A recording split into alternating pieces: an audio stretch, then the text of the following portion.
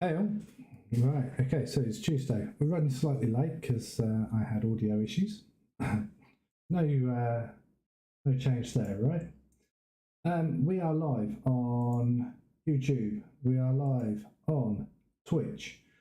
We are live on everything apparently, apart from OBS, which is proving to be a bit of a pain in the ass tonight. So hopefully,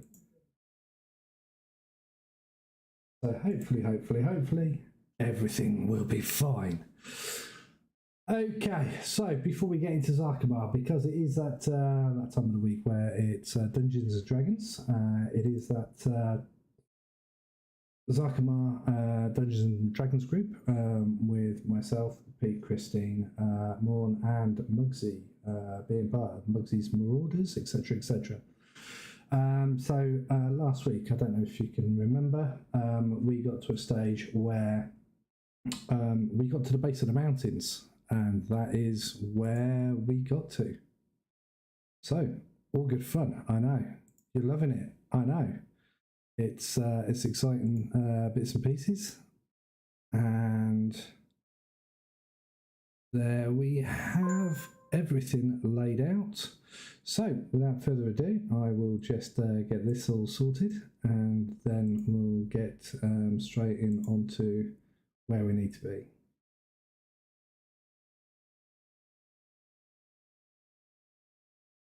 Oh, I need a wardrobe change. That's right. That's what I was missing. The wardrobe change, of course. Wouldn't be right without it.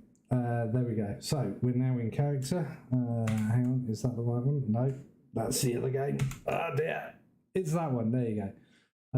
So yes. So without further ado, let's get across and go from there.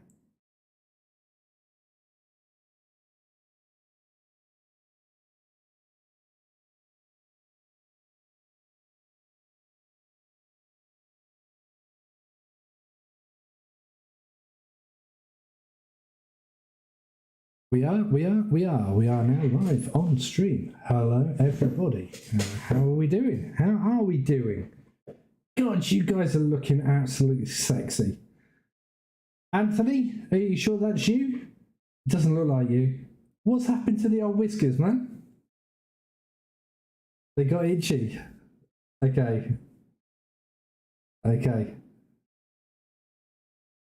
Fair enough.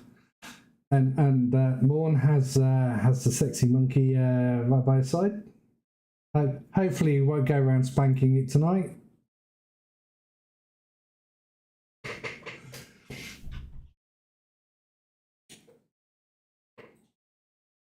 No, but you know, I thought, wow,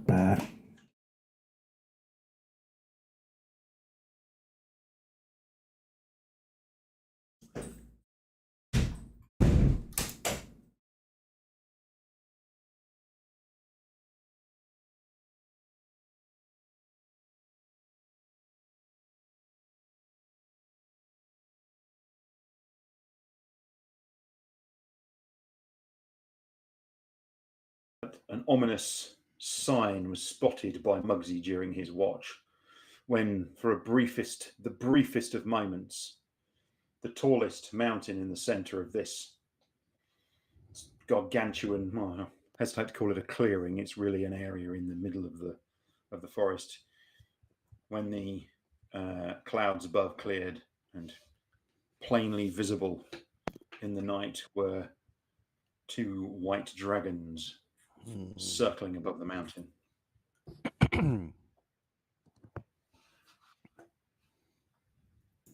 At this range, it was hard to tell how large they were, although one was clearly larger than the other. It's actually not a very big mountain. It's more of a hill, really, and there's very small dragons. You get close to it, they're about that big. Just near, not far away. Yes. The dragons in here are close. Yeah. The dragons in here are small. Sorry, the dragons out there are far away. Yeah. It's dragons. Yeah. You estimate just by sight, it's probably 30 miles away. Wowzers. Great. Yeah. Time to And the land you're on now dragon slaying arrows. The land you're on now is temperate. Well, I mean, that's up to you. I mean, you know, if you want to proceed on from here, you can do. But if you want to circle back and consider your position, then obviously that's entirely up to you if you want to think about it. Well, Delilah, keep there's the something faith. been nagging in your mind for some time, and you decide that perhaps it's time to discuss it with Alira sort of in the morning. And it is this: you have been told consistently that the elves are in charge of the forest, of the Inniboros. They have their places in the high canopy, and that they are in charge. And you know that the whole place is controlled by them. But what's sitting in the back of your mind is the fact that you found an area of the forest that the trees could not see within, as if they had been blinded or deafened or whatever the sense is that you want to think of. And they were unable to see within that region, and clearly there were things within that region that are a risk to you, or certainly seemed to be, because they attacked you. And that's just troubling you. It's just ticking away in the back of your mind. Yes, the wood elves don't seem quite so omnipotent and omniscient as they pretend to be about this forest. No, the forest did seem to be more, we tolerate them. If we wanted to. Yeah. Yes, in a way that is surprising. It's a very different perspective on things than you've had before. A very different way of thinking and looking at things. Yes. Yeah. So you've probably got about 30 or so miles to go to get to this mountain from where you are. That 30 miles is through mountains. So where you are, you're in some gently rolling foothills. But beyond that, there are going to be some mountain passes and some places that you're going to have to traverse. There's no question. And the mountain in the distance is tall. You're probably at a reasonable elevation here.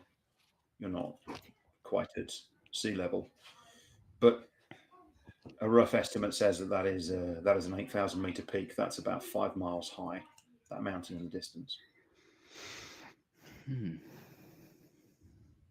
For anybody who's keeping track of such things, by the way, there are only, of course, 14 8,000 meter peaks in the world. Well, peaks over 8,000 meters in the world. So, yeah, and they're all in the Himalayas. Very, very tall. Yeah, it is tall. It's a big mountain, but and it sticks up well above any others around it. We at least two of us seem to have had instructions from our god, respectively, gods and goddesses, that it would be a good thing for us to go there. So I think I'm going to press on. Right. So what's your plan? Get to the mountain first. Get to the mountain, and hopefully we'll find a road or a pass or a tunnel or something. Steps, maybe. Okay. All right. Maybe there'll be like a back door where we can go and wait for a thrush to knock or something. Yes, that's it. It was. if only it was the right time of year. Exactly. If there's a back door, do you think there might be a halfling who's been horribly corrupted by some strange magics and has got very pale skin hiding in there? No doubt. No, we've already, With a ring of we've already invisibility. got one of those. You already got one. No more Very thank you. good. We've already got one. One's enough. Well, maybe maybe we can kick the dragon out, and they'll come and burn down the Inabiros. The rage. Oh no. As long as I don't get pinned on us.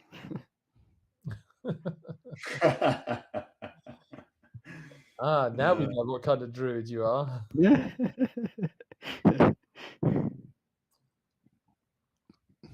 lost it now. Oh no. Where is it? Where is it gone? No, can't find it. Okay, that's not important then. I don't think I've uploaded it, that's why. Oops. Yeah, that'll be why I haven't uploaded it. That was a bit silly, wasn't it? Oops. I was too busy doing the other one and not doing that one. Oh no, there it is. Got it. Hey. Okay, cool. It's all right. All right. So what you do is you start picking your way through this, across this land, and at first it's rolling hills and it's trees, and things of that nature. And you're basically following, mostly, in fact, you're following tracks that are kind of made by animals, and are just really, I mean, it's over there, you're going over there, and you're just using your natural senses. Delira seems to be a little bit more aware of the issues and problems, and he's following along. Reinhorn, why are you bashing your keys?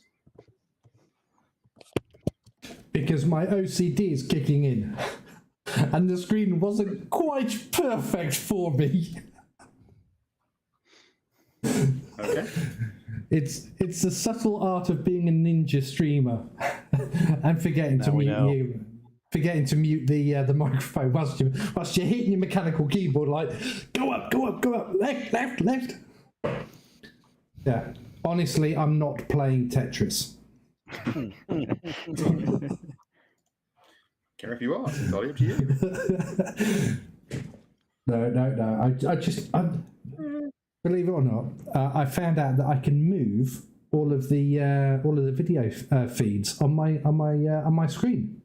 So instead of having you all at the bottom, I've arranged you all on the one side, and then I can move everything else across. So it looks absolutely fantastic. Your video feeds are now closer to the portraits, although I do have people around the wrong way. So I've just worked that out. But yes, I agree, Garvis. I think we should commit ourselves to what the gods have put in place for us. Obviously, they know what we should be doing more than we do ourselves. Believe, have the faith. Are you sure? They're not just setting you up? Garvis's god definitely would. My god, definitely not. Oh, hang on, wait. That's what she told me anyway. Yeah, you can trust me, Reinhold. Because I'm absolutely not a trickster god whatsoever. Yeah, absolutely, exactly. Straight as a die. No questions about honesty at all. Right. So I've got a cunning plan, guys. I've got a cunning plan. We need to get up the mountains, right? And the mountains are around about 6 billion light years high, right? So I reckon if Delira, right, was to attract one of the white dragons, bring it down, it eats us, flies up, and then we basically get ourselves regurgitated. We've got a free lift. You're pretending to be Jonah. Yes. Although to be fair, Laura, I don't how are you think. feeling about being the sucker in the middle in the first place. I'm just wondering. I ain't got a problem as long as I'm not first in, because just in case it goes wrong, that's closer to the acids. I love you. Oh, Not enjoying the thought of the teeth. I was just going to say, it's not the swallowing that's the problem; it's the chewing beforehand. If they bring out some utensils, and the- we're really in trouble. Yeah, And the bitter cold and all the other things that come with it as well. there's a Yeah. little napkin round its neck before. well, can't we roll ourselves in dragon nip or something? You could roll yourself in pastry, but I just still think it's going to. Turn yourself into an hors d'oeuvre. Yeah. And Clerics in blankets.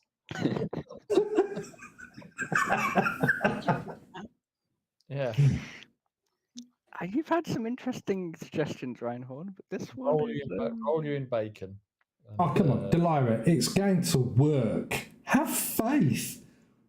I'm sure it's God, going to work. God told us. It's just whether we'll live through the end of it is the problem. I mean, I think between us, we've got options with things like teleports and flying spells, haven't we? That could get up, Yep. up this mountain Yeah, probably. reasonably quickly. You know, I don't think Have a variety of those sorts of things, yeah. Hmm? I don't think teleport will get you very far very quickly.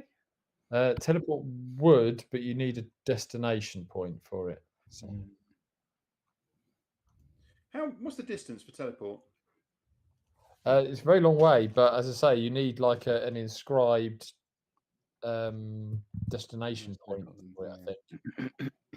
Right, so Illyra goes there by herself, inscribes the destination point, and then she comes back, and then she teleports Well, everybody. I don't know that she's even got teleport. Great idea.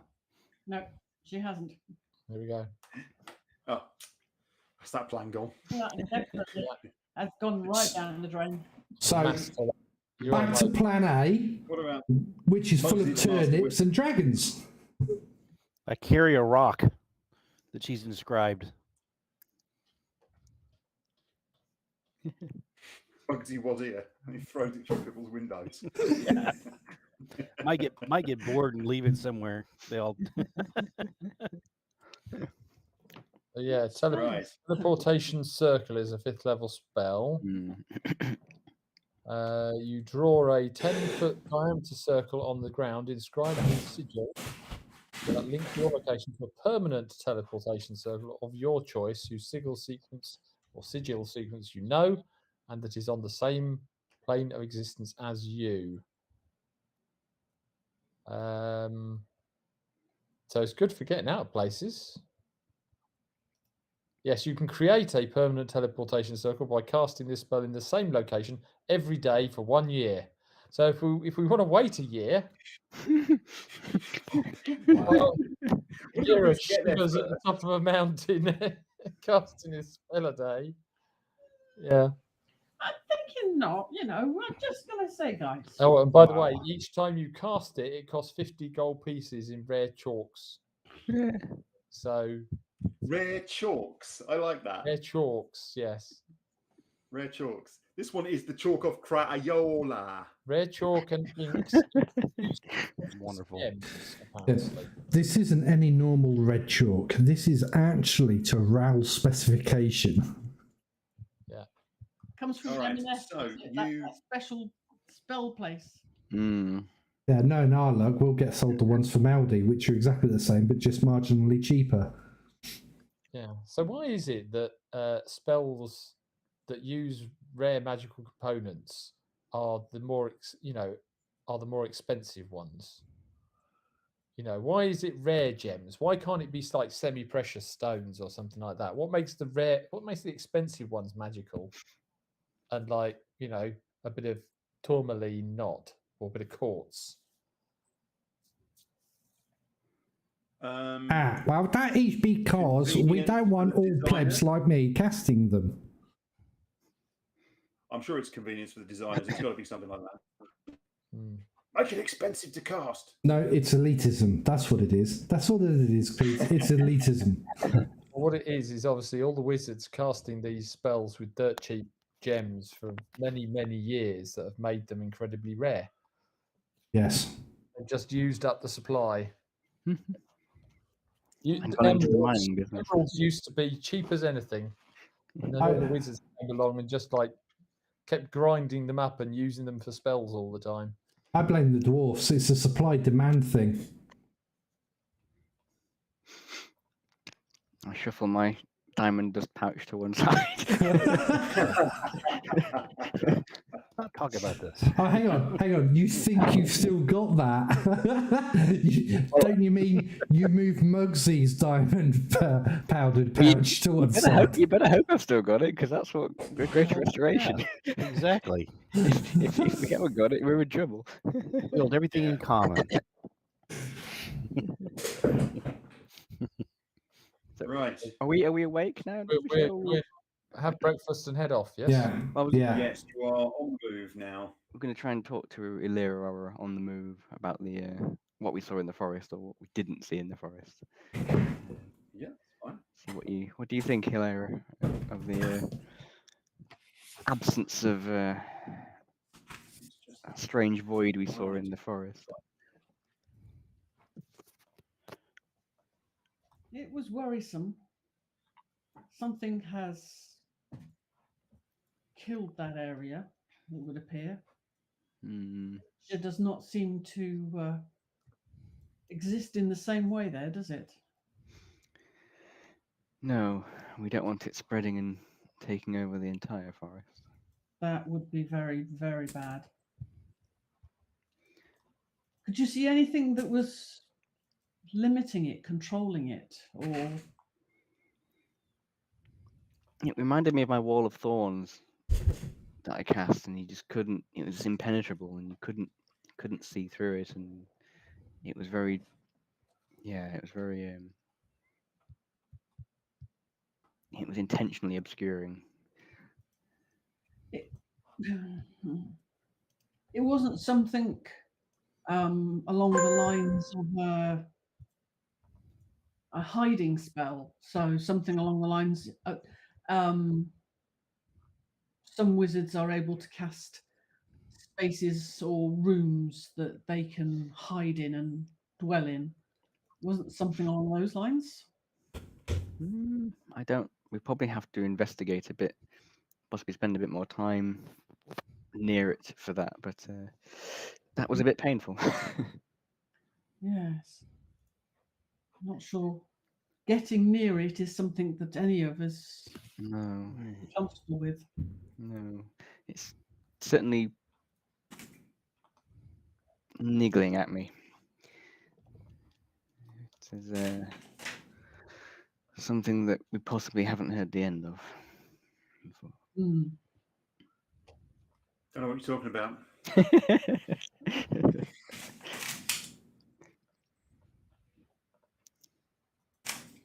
All right. Let me just check something.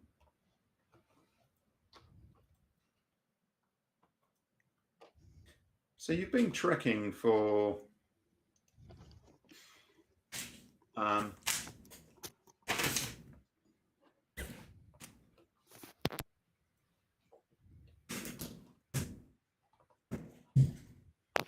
half a day. Sorry, it's just having a moment again. Oh, come on.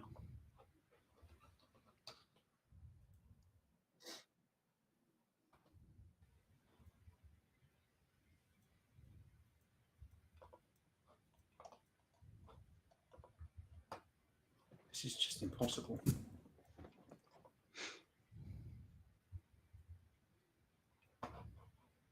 And you've rounded through some trees. You're heading on through a big open patch in the tree line. And you see ahead of you what looks like some buildings, ruined. You can decide whether to give them a berth or whether to have a look. It might be worth checking them out, see if they're related to this building on top of the mountain.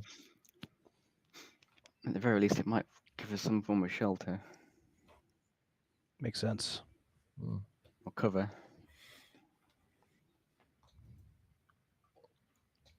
How old do they look? I mean, these ruins, do we get an impression of artistic, architectural style?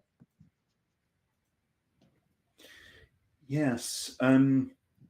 Is that loaded for everybody now? Is that okay? You can see that. I've got, yes, I think so. Bottom right-hand corner of the map. Yeah, oh, yes, there we are. Right.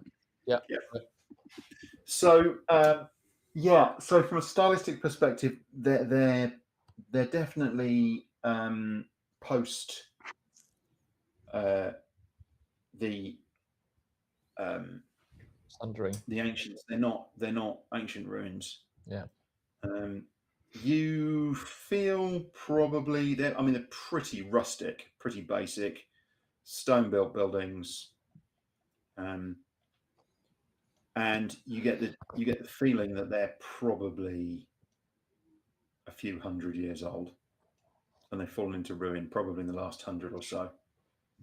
The roofs are still roughly intact, but they're not currently used by. They're not currently inhabited. There's no smoke rising from the chimneys or anything like that. They're obvious ruins. Interesting that they're here, really, because according to the Wood Elves' history, they shouldn't be.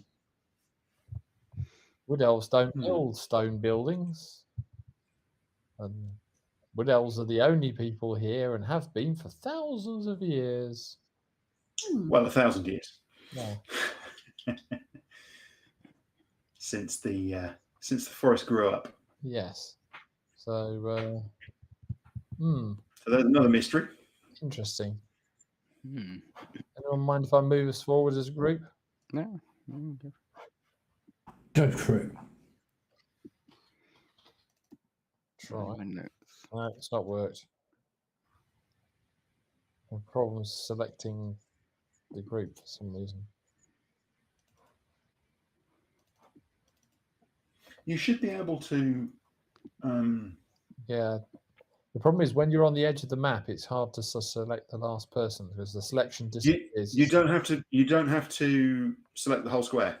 You can select part of the square. That with didn't the person in. work for me. Yeah. Well, Oh, good. It's inconsistent again. There we go. How wonderful. It did work. Right.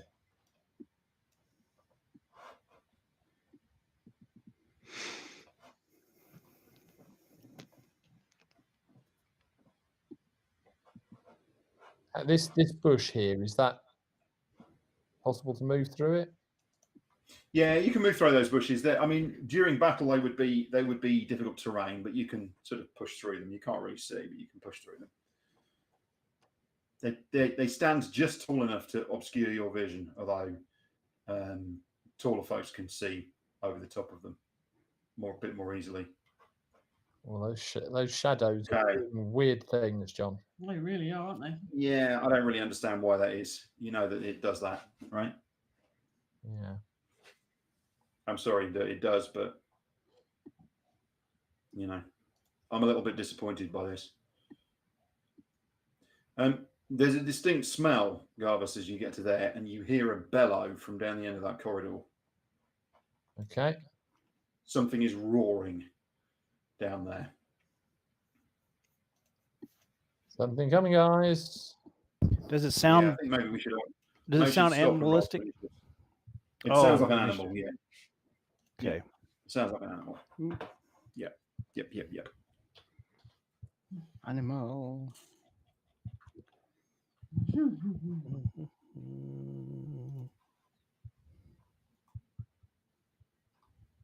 What is it? Do we Where? Ugh. It's my character sheet.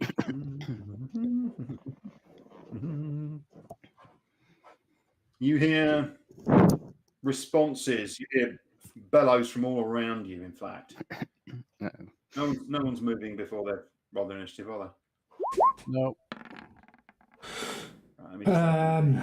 Well, when you stop looking, I might give it a go. I've got the same problem as before, guys. I definitely need that new laptop, don't I? What's happening? What's happened? What's What do you happening? mean? Well, I What's can happening? remember. Yeah, I can remember when Anthony used this type of shading around buildings in the Deadwood thing. It ground his setup to a halt. Yeah, it was. Yeah. This It does shading chug a shit lot. is really bad for PCs. Takes a lot of math, I guess. Why is it reset again? So The problem is, here's the deal, right? I have, I could probably close that actually. Hang on a second. Let me just close that. But I have OneNote open for notes. That's where all my notes and all the adventure and everything is all written up in OneNote.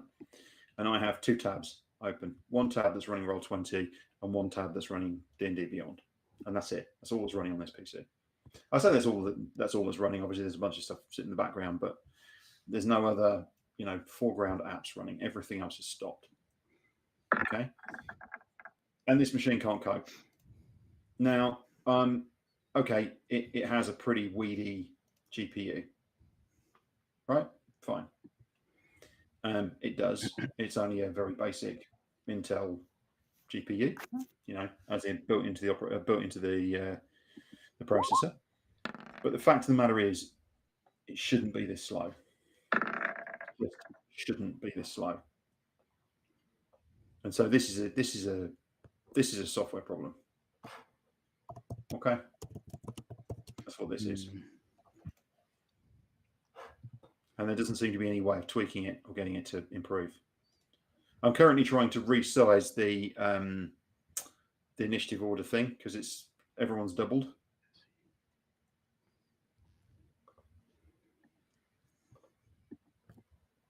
Doing the funk thing again. Not adding the point whatever's it is for Delilah. Yeah, my Beyond 20 seems to have reset for some reason.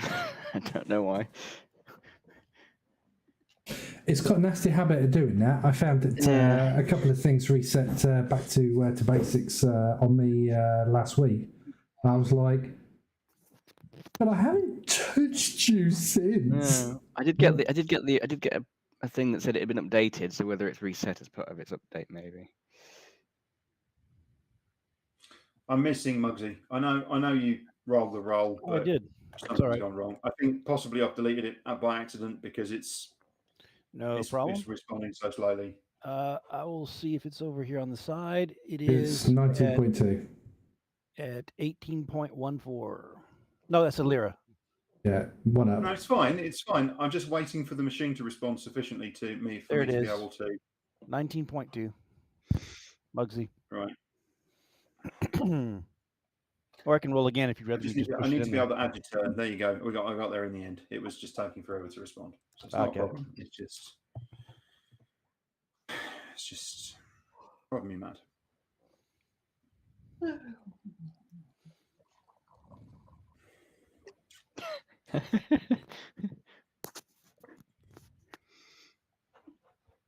And hours and hours they trudged under the moonlight.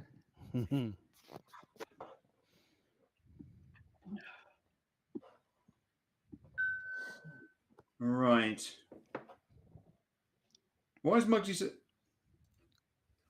Really?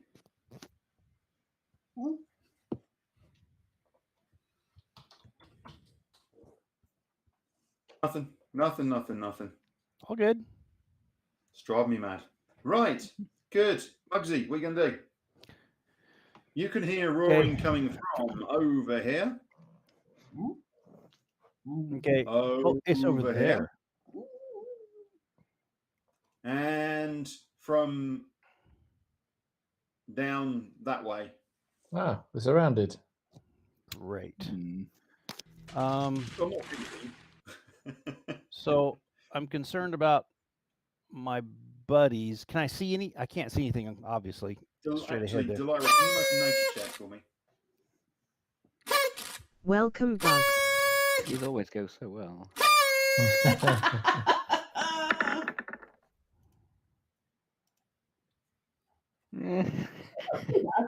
Nearly double figures. They're bears. Bears. The sound you can hear, you think it's bears. Birds. Yeah. Quick, All right. grab some cans of salmon. I Could be move bears. move here to. Eagle. Oh, look, an eagle! Yeah. So I'm just going to move there, John. I keep my bow and arrow out, and I'm just trying to make sure I'm sort of in between the party and the noises, but close enough that I can react. Okay, Delira.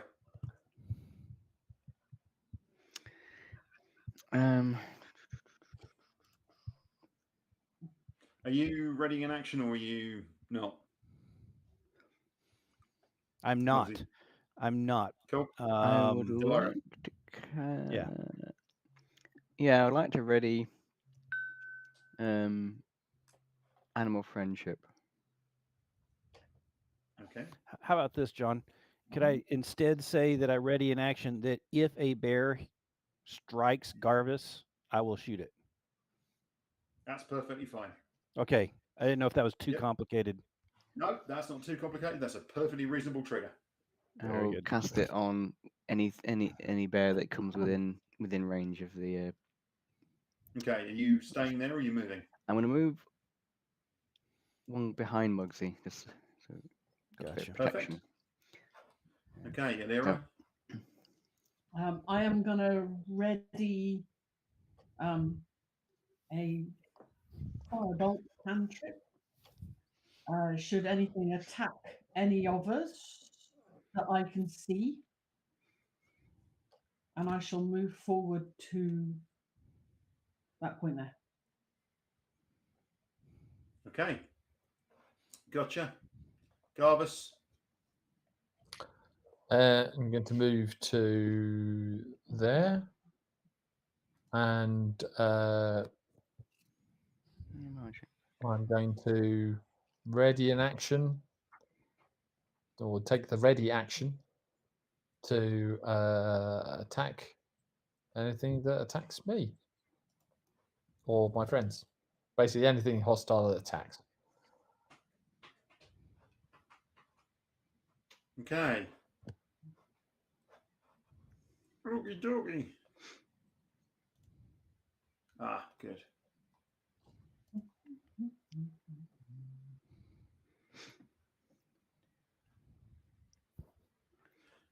A bear comes boiling out of here. Another bear comes boiling out of here. Actually, I'll tell you what we'll do. We won't move them all the way. We'll just move them to there and there. If there is any way we can avoid killing these guys, remember the elves. And we'll have another one that appears just. I'm just trying to get them to positions where Delira can see them all. Yeah. They're gonna be pissed when they see Goldilocks Elira.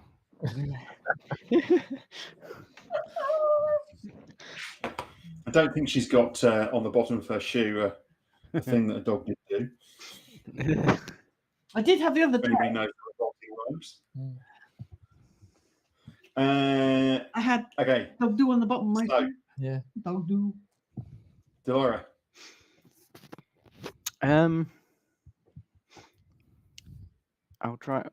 I'll release the animal friendship on the bear. This bear. That bear. On that bear. In that bear. So to make a wisdom. I mean, I'll put the thing in. Is there an alpha? Is there an alpha? Is there an alpha? Is there a male? Is there something that? It's not obvious. They're all pretty big and nasty looking things coming at you. I was just thinking maybe Delira could focus on one that was. But this one seems to be in the lead, and it's still bellowing. Okay, I'll try and calm it down. The bellow first. Copy. 4 or higher, it fails. Right, let me just check its intelligence, which is 2. That's very good. It is a beast, of course. A beast that you mean it no harm. It is a beast. It is a large beast, in fact. Oh, they're bigger than this. Yeah. Keep them at medium. I It's fine. thought It's easy. they're not very big bears. Yes. They're all walking like circus bears up on their hind legs. Yeah. Like that. So they're both cute and incredibly dangerous with sharp claws. Nice. So they have like Okay. teeth and ruffs and little. Well, So it's a single wisdom saving throw or be charmed by you for the spell's duration. So what's the DC for the wisdom saving throw? DC, my spell DC is 15. 15. So it needs to get. Roll crap. Oh, it rolled crap. There you go. That's handy. So it's now charmed for 24 hours unless we hit it. So it abruptly stops and goes, and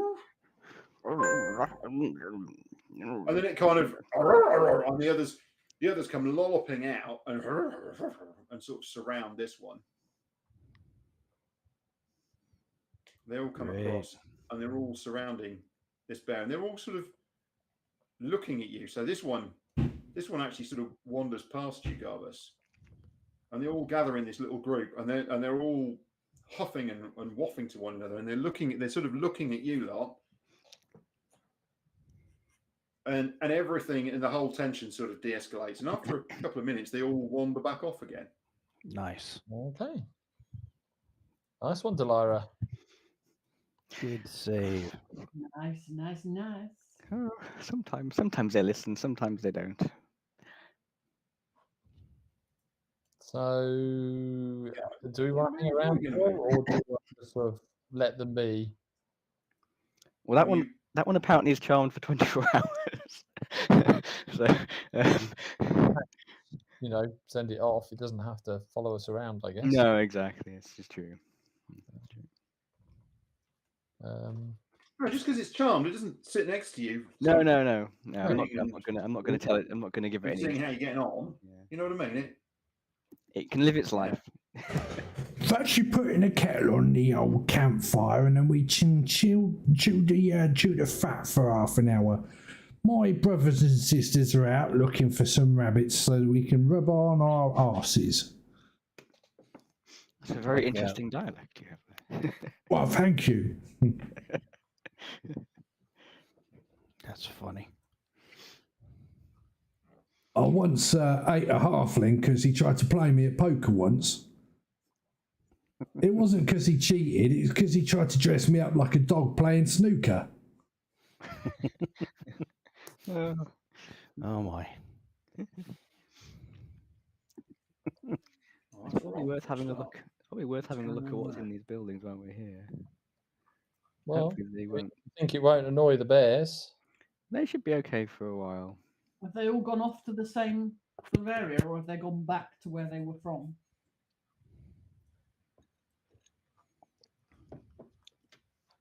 What's going on? Wait.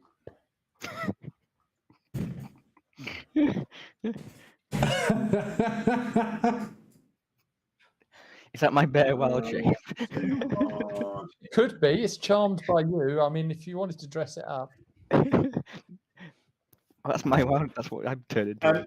By the way, it does say in the thing, in the spell, if you attack it, if you or Yes. your compatriots attack it, the charm doesn't work anymore. Yeah. And I've got to say, you're attacking its sense of fashion with that kind of behaviour. How could it not be mad? Absolutely. Exactly.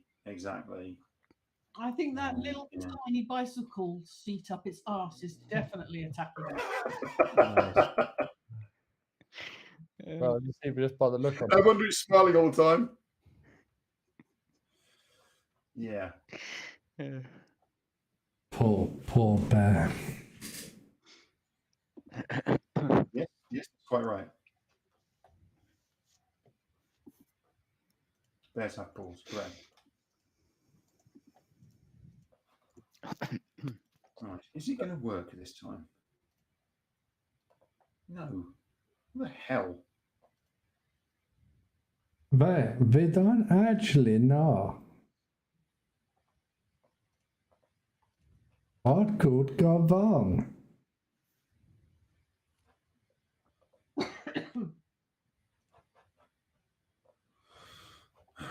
Okay. All right. So, what are you going to do then, folks? Well, there was a question here. I think you were busy at the time. I can't remember. Sorry, guys. Yep. The What was the question? where did the What was bear- your question? Did the bears all go back to where they'd originally come from, or did they all go off in a group? They all went off to where they'd originally come from. Okay. And we'd have to be careful which spaces we go into, then I think. Hmm. Exactly. I mean, they might not be objecting to us now, but I think going and rummaging through their bedding is probably Yeah. A bad not, idea. can be considered a bit hostile. Yeah. Hmm. I don't think a bear came from this one over here, though, did it? I think one came from here, That's right. one from One came here, from over there. and One came from there. Yep. two from here. Yep. Nothing came from over here, though. So this one. No. So should we go and have a look over there? Okay. Is there anything, just an empty room, or? It is just empty. Yeah. I mean, it looks like it was once used as a storeroom, and there's some kind of remnants of some shelving and boxes and bits and pieces. But you sort of kick it around, it looks like it's been fairly well emptied out, and everything has been destroyed by damp and mold. I doubt there's anything here that's of any use to us. I say we leave. Sounds good. Done, are you? What about the other rooms? Press north. Or are they all the same? Did you want to go? Well, we don't know, but do if we do, do, we want to send Delira into the charm headquarters? Oh yeah, I could follow the. Hmm. well, there were two there. One's charmed, one's not.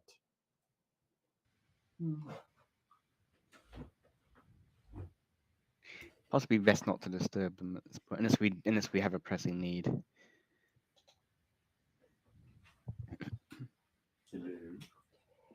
Yeah, exactly. Okay, guys, just give me a second. Okay.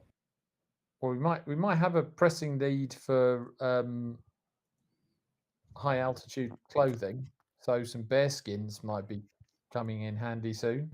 Oh no! No. I am taking no part of this. Is this really where we're going with this? You know, if you cut them up, bit of prestidigitation to sort of clean the skins. Turn into a sparrow and fly off. Use a men's spell, making garments. I'm just saying. Right, sorry, just need a pause. Hello, Oscar. Yay! Closer, a bit closer. 3, 2, 1.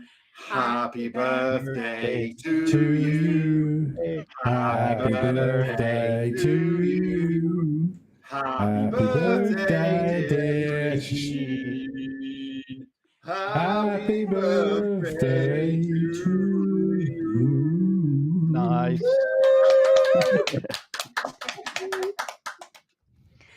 That was lovely. Christine's birthday today. She kept that one quiet. Yeah. There's currently a bunch of people on Twitch going, what?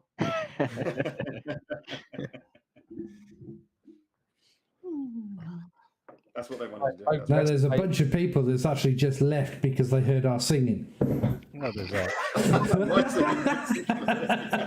It's like, oh my god, this is supposed to be Dungeons and Dragons. What the hell are they singing for? They're nothing like Jack Black's It group. sounds like they're being attacked by an ogre.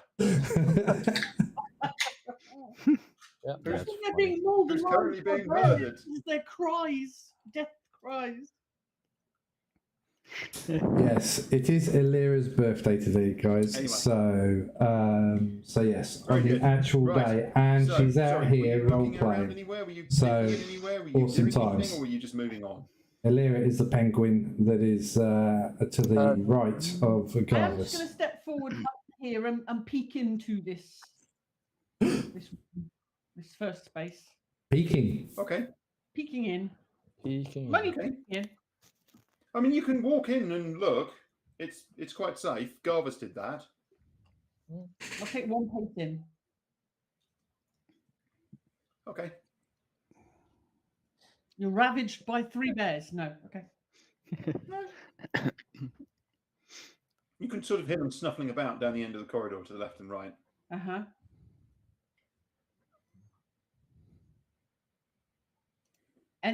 Nothing in here at all. It's all water damaged, nothing. Yeah, this looks like it was probably a kitchen. This is probably a dwelling house. You think this is kind of a kitchen. There's an old fire and against one wall, and just the shattered remnants of a few bits of furniture, part of which you think might be some table and chairs. There's a good sized space, but it's all gone. As I say, it's all gone to ruin. This is what 100 years of being exposed to the elements does. I mean, there's holes in the ceiling, and it's dry, so there's not any water coming in, but there's clearly a lot of water damage in here. It obviously rains here regularly enough that it's a problem. Well, it looks like it hasn't been used in well over 100 years. Yeah. Okay, stepping back out again. Yeah, I mean, the signs of life are all pretty much decayed away. I think that's the critical thing. I think there is nothing for us here necessarily. I mean, I do not want to disturb the bears. I do not have any feeling there is anything we'll find here useful that is worth disturbing the bears, and therefore risking having to kill them, which we do not want to do.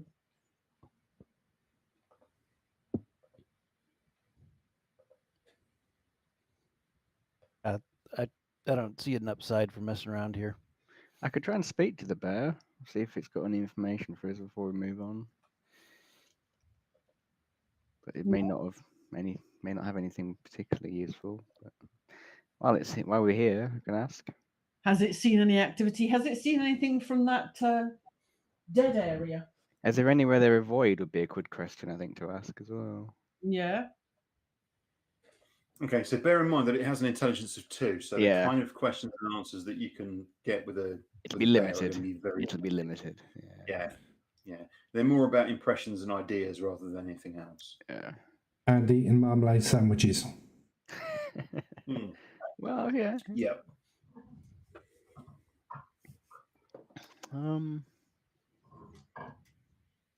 Okay. Yeah, I mean, if we particularly think it will be useful, we can move on.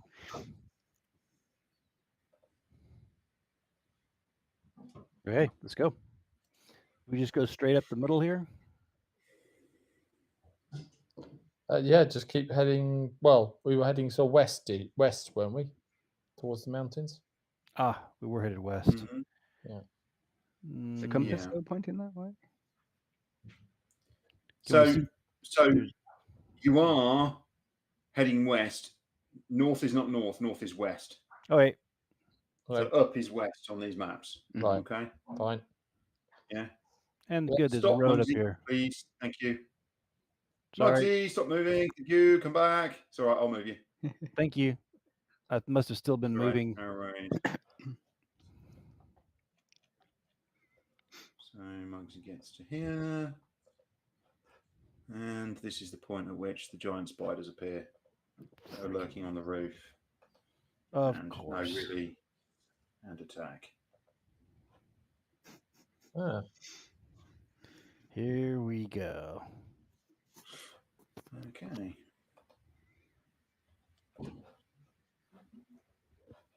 Okay, a whole bunch of giant spiders. Pounce on you from the roof. Jerks. So we're going to have initiatives. Think I'll scream. Initiatives again. Okay. Please. What's he putting us through? Mugsy. Hey, bud. To be fair, you can't blame Mugsy at this point, I don't think. I think so. I clicked on myself. I mean, you could, but you know. Hey, Just out the way down here, didn't I? Hey, maybe the bears will come and help us fight the spiders.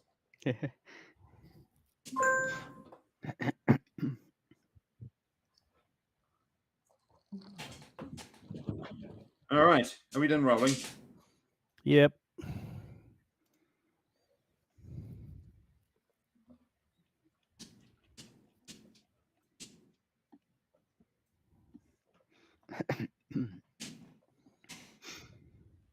Is the auto sorting not working? It never works. Hmm. Well, it never has for me. Yeah. All right. Well, it looks like it's Delira's go first because Delira is keeping her track of always being first in every round, pretty much. Yeah, I don't know why it is, but it always happens. it's +5 to initiative from the alert feat. That's what it is, isn't it? Yeah. Mm. Well, she was a lookout / scout, so it kind of works. Yeah, makes sense. Okay, well, I mean, we'll try and talk to a spider. I'll try an animal friendship a spider. Ooh. See if we You're can. going to try animal friendship on a spider. Yeah.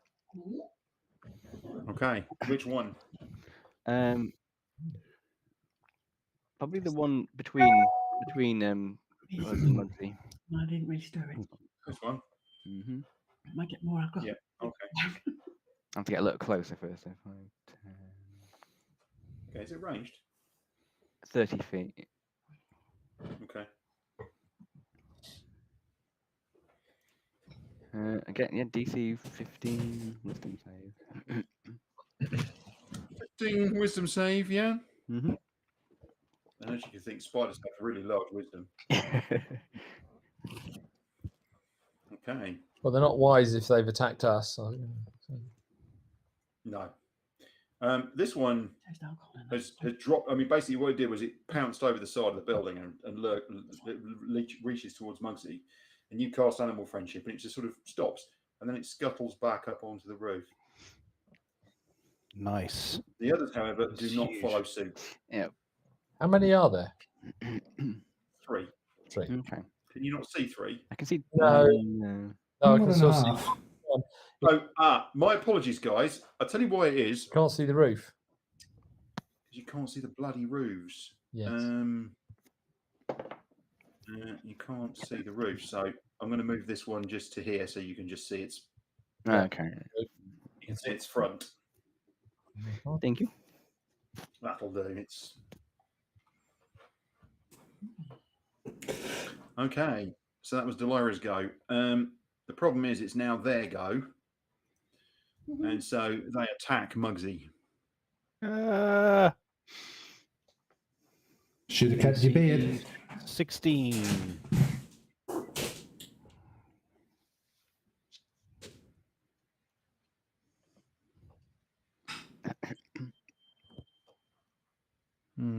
All right. They both try to bite you. Great. First one hits. Ugh. You take 5 points of piercing damage, 8 points of poison damage, and you need to make a DC 11 Constitution save, please. Okay. 1 second. Which I'd be surprised if you can't make. Yeah. Can I do?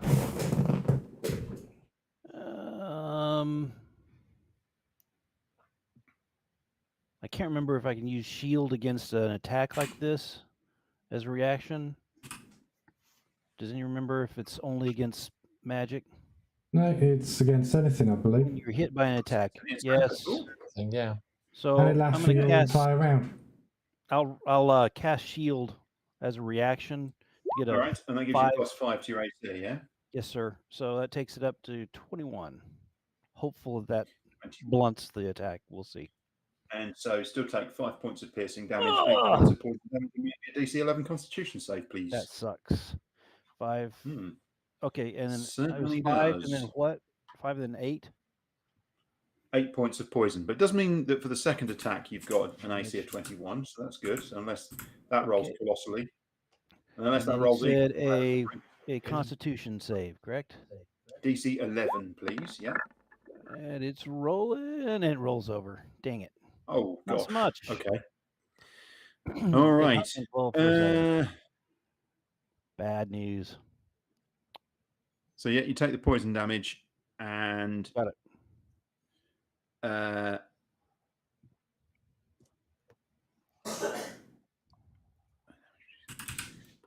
Stable. Poison for 1 hour, even after regaining hit points, and is paralyzed while poisoned in this way. You ever Paralyzed. read something and it's just terrible? It's worded so badly. Yes.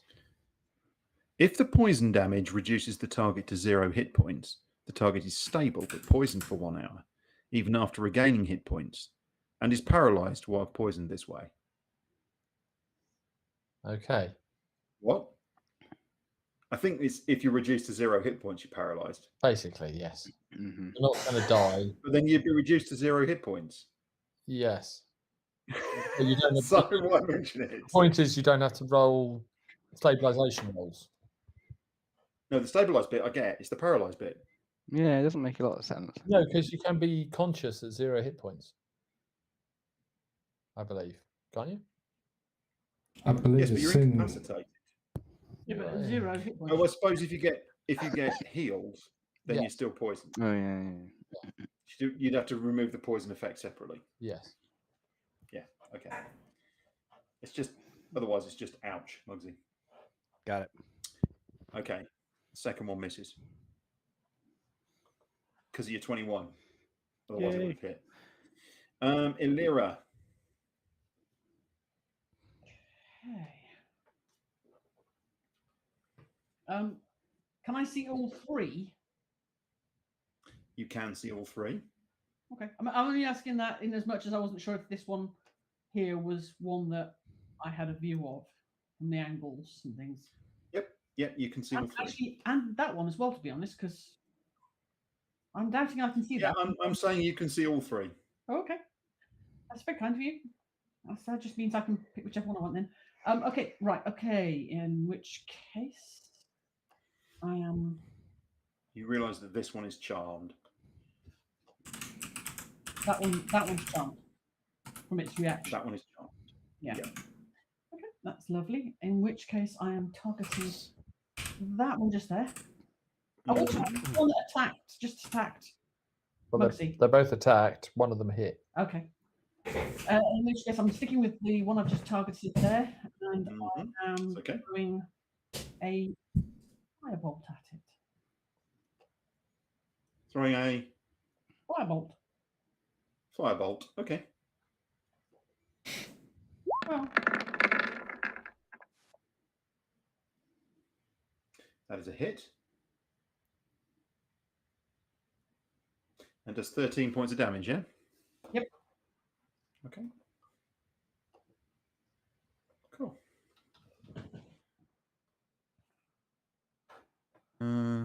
Doesn't have any damage immunities or anything like that. It is just a spider.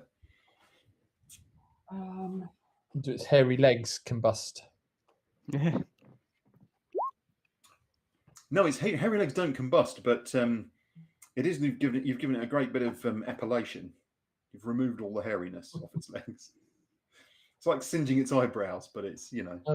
It won't have to shave them tonight. It takes forever for a spider to shave. That's right. Oh, 8 legs. I mean, come on, that's going to take you a while. Are spiders, Okay. Well, they're hairy. Sorry. are spiders flammable? Because it says a flammable object hit by the spell ignites. The key word there is object. Yeah. Okay. So the reason the key word there is object is because objects ignite. If it is being worn or carried, but yeah. Worn or carried, or it is a thing. It is not an object. Hey, it might be a spider with some,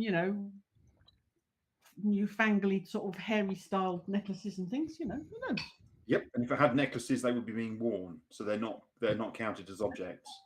No, worn. Oh, if it isn't being worn, okay. Yeah. Being worn. Yeah. It's one of those things that's a real important delimiter in the D&D rules, isn't it? Yeah. So, having said that, a kobold carrying a large bucket of lamp oil or something like that, you'd be tempted, wouldn't you? Yeah. That's it. Woof. Strangely, you don't give us many of those. Well, I think what you would do is you target the lamp oil, because you can target Yes. an object, That's true. and then it's not the lamp oil isn't carrying the kobold, so that's not a problem. No, but I would still have the kobold. I would still have the kobold. It would still be against the kobold's AC Yeah. in those circumstances. Yep. However, they have very low AC, don't they? So Yeah. So if I found an Perfect, oak with a as far as pie, I could bake his pie for him. Well, it's kobold candles. You know, take candle. What the candle? No, I melt it on you. I turn you into a walking candle.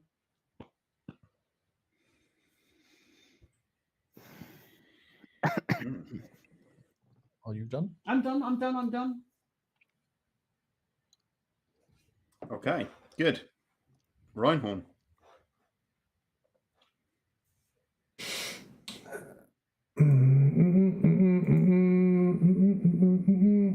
That one's on the roof. That one's on the roof. That one playing a fiddle on a roof. They're all. Yeah. So this one is on the roof. And these two are sort of on the side walls. But are they Coming down the wall. they're within reach of someone standing on the ground, are they? Yes, they are. Well, they just attacked Mugsy, so they must be. Yeah, unless they retreated again, but yeah. 5, 10, 15, 20, 25.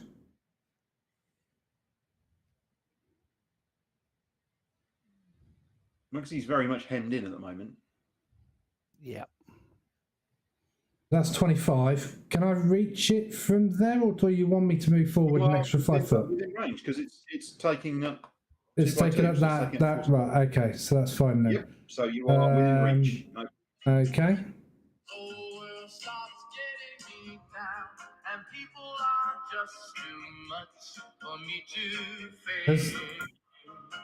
Oh my.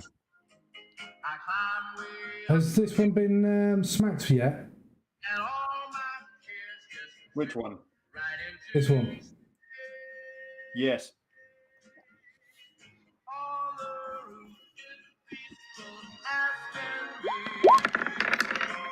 $22 to hit. There's a hit.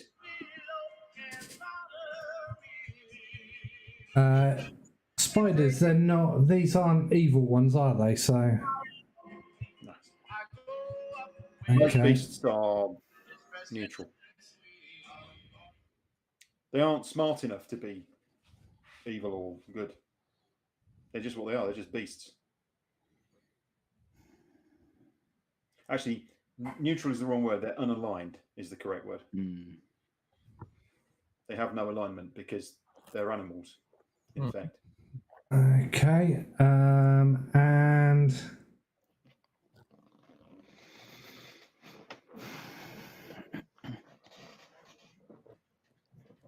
has that got my extra D dice on it? It says bludgeoning 6, radiant special, divine strike. So 6 points of bludgeoning damage, yeah?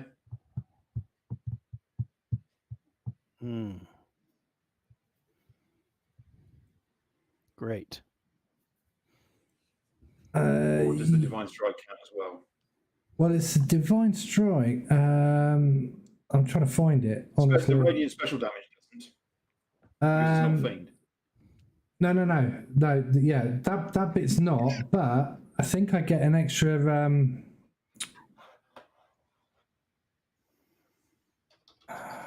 Features and traits. Where is it? Invoke duplicity. No. No. Divine strike. 1d8 poisoning damage. So which one's the radiant and which one's the divine strike? That's 2d6. So the 4 is the poison damage. So he takes 10 points. Unless he's immune to poison.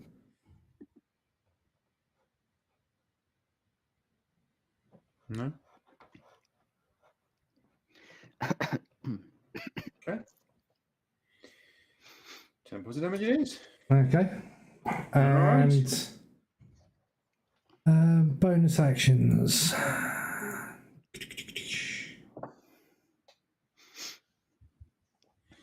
You know, Pete, do you remember that one of the things that you sent me about Beyond the Edge was a suggestion for having an action economy, where you were saying, you know, basically allow people to have effectively 3 action tokens per round, and then they can mix those around as they want to, and so forth. Yeah. Which is always an interesting idea, and I was thinking about how it would work, and then I realised that I copied that one. That was actually for what's that? The other game system. It's Pathfinder, isn't Pathfinder, yeah, it's Pathfinder. Yeah, Pathfinder does it. So three action tokens, but an attack is normally 2. So normally you're limited to 1 attack. Either one attack and a move, or you can do 3 moves or other things. Yeah, and in some cases you can do mega things that take all 3 action tokens and all that kind of stuff. Yeah. I did think about it. I did consider it, but then I realised that actually, of course, what I'm trying to do is simplify things and reduce the action economy. The only economy I really want is the stuff, and you can see. And this is no offense to you, Rob, and it's not meant that way, but it's that thinking through of what can I do, and then what can I do, and then what can I do, and then what can I do. It's to try and prevent that from happening. It's to try and make actions just be like that. Yeah, I'm going to move here, and I'm going to do this. I'm going to move here, and I'm going to do this. Done. And it's to try and drive that propulsive combat, which is what that's all about. You know, 4 or 5 or 6 combats in a 2-3 hour session, you should be able to do. Bam, bam, bam, bam, and then the adventuring bits in between and all that stuff as well. So, not wanting to interrupt, but can I finish my go? Yeah, I'm waiting for you. Excellent, because I was waiting for you and Pete to finish, and I'm casting a spell. Sorry, mate. Shield of Faith as my bonus action. Shield of Faith. My AC is now 21. I'm done. Yay! Cool. Mugsy, how you getting out, Mugsy? I don't know what I can do. Am I feeling a terrible effect from this poison yet? No. You're not poisoned. You've just taken some poison damage. Okay, that's perfect. You'll only be poisoned if you drop to 0 hit points. All right. Mugsy, hit it. You still got more health than myself and Alira combined. Now. So you can obviously hit the spider that's been damaged. You can hit the other one, or you can climb up and run away. Running is not an option. It's up to you. Oh, He's gonna out the window again. I'm gonna just slip past this guy to here. How are you gonna do that? Let me see. It's called features and traits. It is called. I'm not saying you can't. I'm just. It's not. It's. No, it's not that. It's called Hafting Nimbleness. You can move through the space of any creature that's a size larger than yours. And then there's another one. Presumably, you are also using disengage. Actually, I don't think I need to, and I'll say why as soon as I can find it. I've got something for that does it. If I can find it. This class.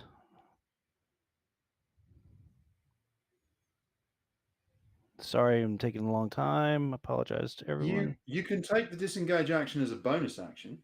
I've got. But you've still got to do disengage, otherwise you're subject to opportunities. I think I can. So you had like a free movement with disengage. Yeah, I do. Yeah. Maybe that's what it was. You can use disengage. You can use disengage as a bonus action, basically. Okay. Is that what it was? What is it? It's a rogue ability, isn't it? Thing, yeah. Second level rogue ability. Yeah, no, I was digging trying to find it. I know. Because my brain is like at the moment. Actions. Oh, maybe it's an action. Yeah, you can take as a bonus action to disengage. It's called cunning action. That's what it is. Okay. So bonus action, disengage, whip through get next to Reinhorn, and then I'll just put an arrow back at this guy. That's my last move. Yes, no. Okay. All right. Yep. And I'll just come here, short bow. Just gonna roll. Close. That just sucked. Oh, thanks. Luck was cool, but it still is only 15. You're going to shoot him with a short bow, yeah? Yeah. Okay, that hits and does 12 points of damage. So that is perfect. that Plus one. 25. Sneak attack as well. Yeah, I mean, that is just Worked out. insane quantities of overkill. Yeah, yeah. Okay, so one's down. Now all the elves know that we're killing things in the instead. Now all the elves know we're killing animals in the forest. Great. Not their forest. Not their forest, not their clown. Okay. No. All right. That's No, it for me. This is a small lowland deciduous forest. Copy. Doesn't seem related to the Innaberos. It doesn't seem related. I mean, you know, these trees do not have gigantism. They're good-sized trees, but they're not insane like the ones in the forest were. Got it. Okay. All right, that was Mugsy's go. Garvis. Well, that's just changed what I was going to do. So,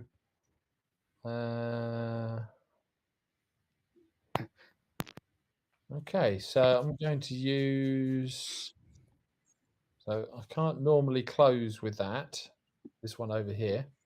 However, I can use the dash action combined with my helm. One of the abilities with that. Charge. Make a single melee attack. And we're starting to use our special abilities. Very good. So while he's charging, you hear him shout as he goes by. Forest lobsters on the menu tonight, guys.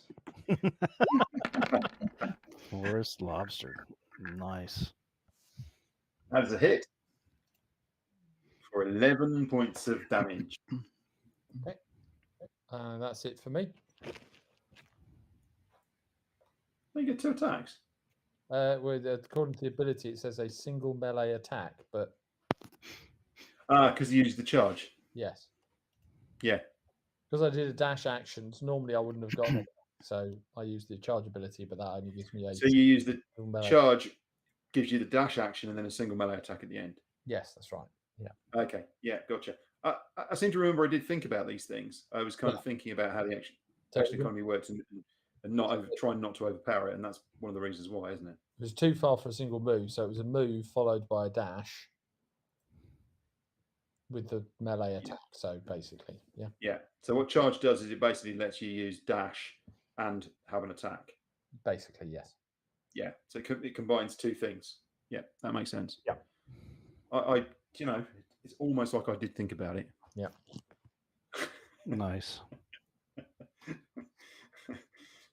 Almost like I sat there and went, "Yeah, how does this work?"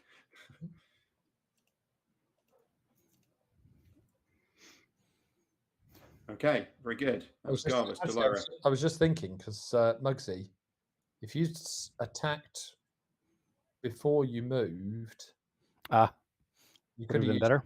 You could have used cleave. No, he couldn't. I don't think. No, I don't think I have cleave. It requires undamaged opponents. It requires what? Undamaged. Undamaged opponents. Okay, and that's in the stuff that you added into the interesting info and news. Yeah, got it. I'll have to. So when you use cleave, cleave is about low level opponents, right? So it's 6 skeletons surrounding you, and you just go and take them all out. But they have to be undamaged.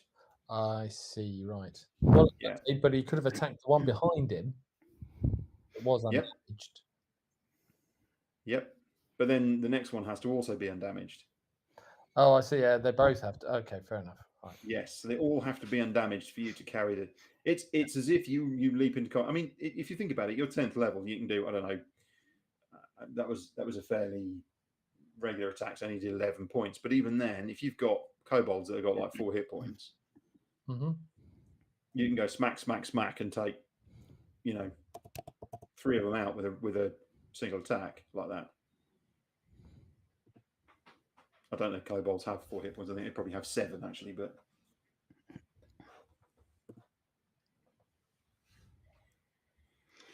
Okay. Delilah, what are you doing? This is a good question. She doesn't really want to kill the spider after not killing the first one. Seems a bit. Yeah, she's not enjoying that decision.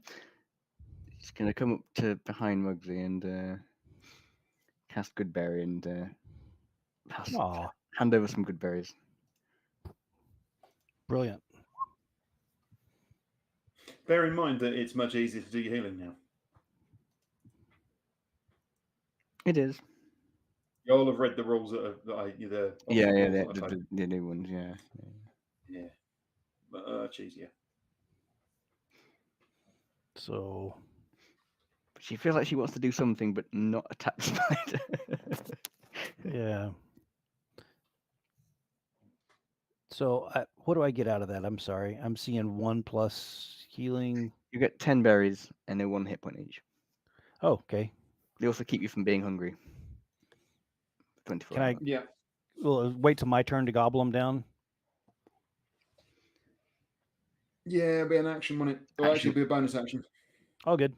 An action per berry. So an action per berry. Action per berry? Yeah. Okay, so it's going to take him 10 actions to eat them. So hold on to that. You probably want to do that after the combat. Yeah. Sounds good. Okay. There you go. Have you taken more damage, Mugsy? This one wants to try and eat the dwarf. Actually, what it does,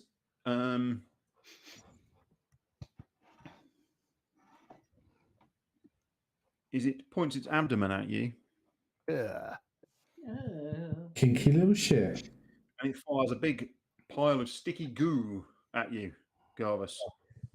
That's what she said.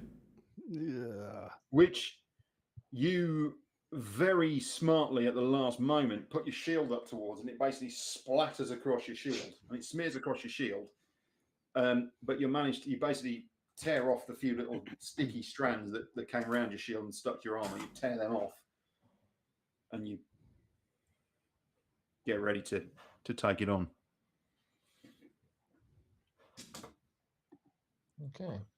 Okay.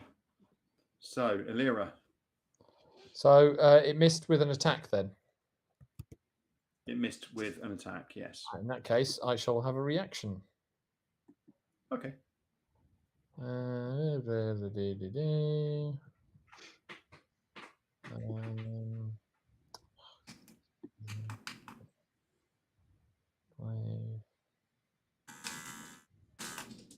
Riposte.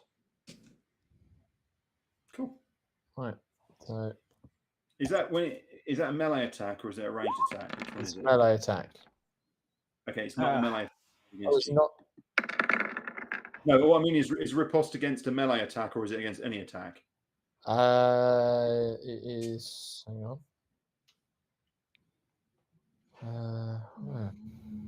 Where'd it go? Hang on.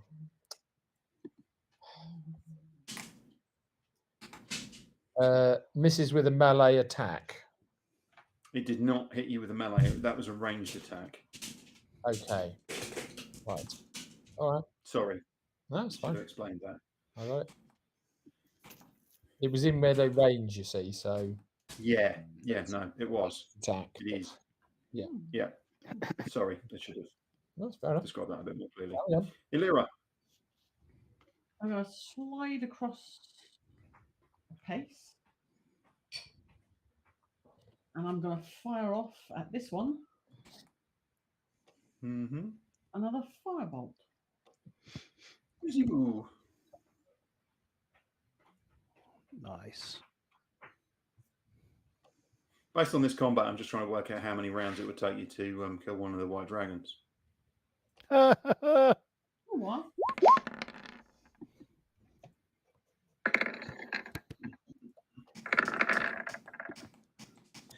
That is a hit. It'll just be crappy, I'm afraid, but never mind. Is it 5? 5 points, yep. What's the empowered evocation then? Not sure. What is the empowered evocation? I'll find out.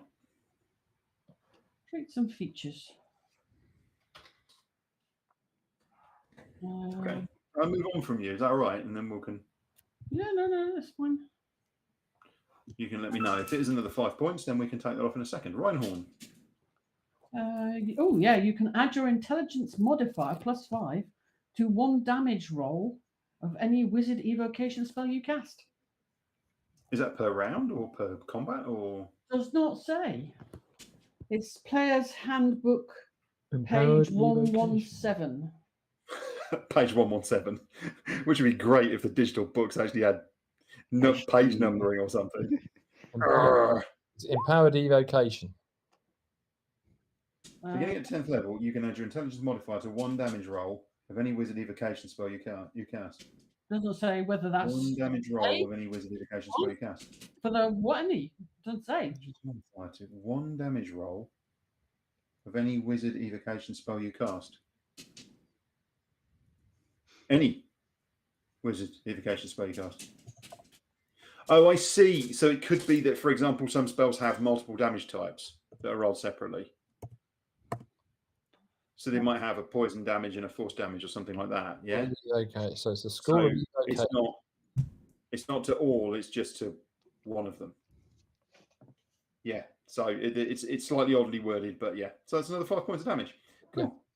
Yeah. So I basically I think that is for spells that have multiple damage rolls. So That's spells right.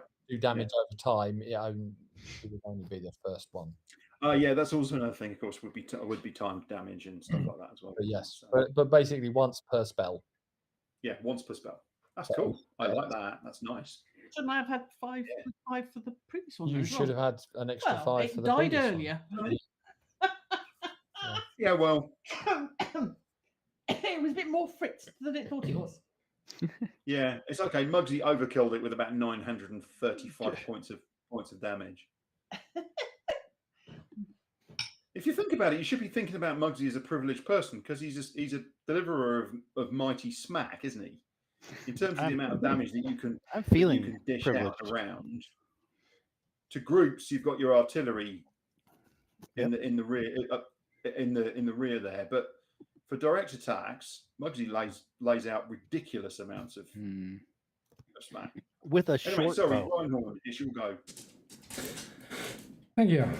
If I move to there, can I hit that one?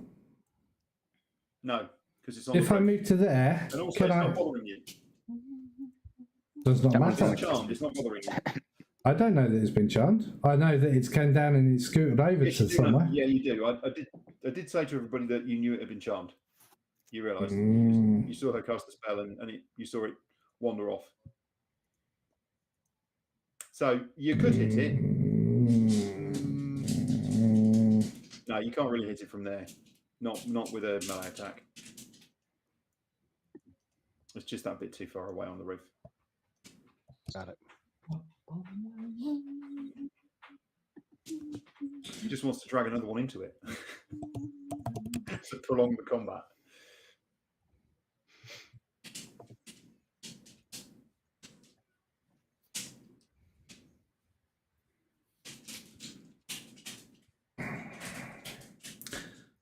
Okay. I can't get to the other one, so we're going to do this instead. Where is it? Who's after me? Mugsy. He's not going to get any benefit.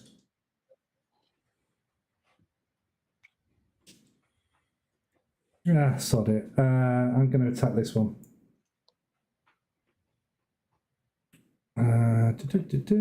Has it been attacked? Yes. 22. Does it hit? And if it does, it can take all of those damages. Okay, it's dead. Which, God knows what the hell that is, because it's got lots more than 10 on there. 2 ones in Okay. there. 8, 9, 10, Alrighty. 14. All right, let's get out of here before the charmed spider uncharms and Yes. And bears and lions. You don't want to and spend the tigers. full 24 hours of the charm. We've got a while. We're okay. As long as we don't hit it. You don't have to concentrate either, do you? They're No. just charmed for 24 hours. So. Yeah.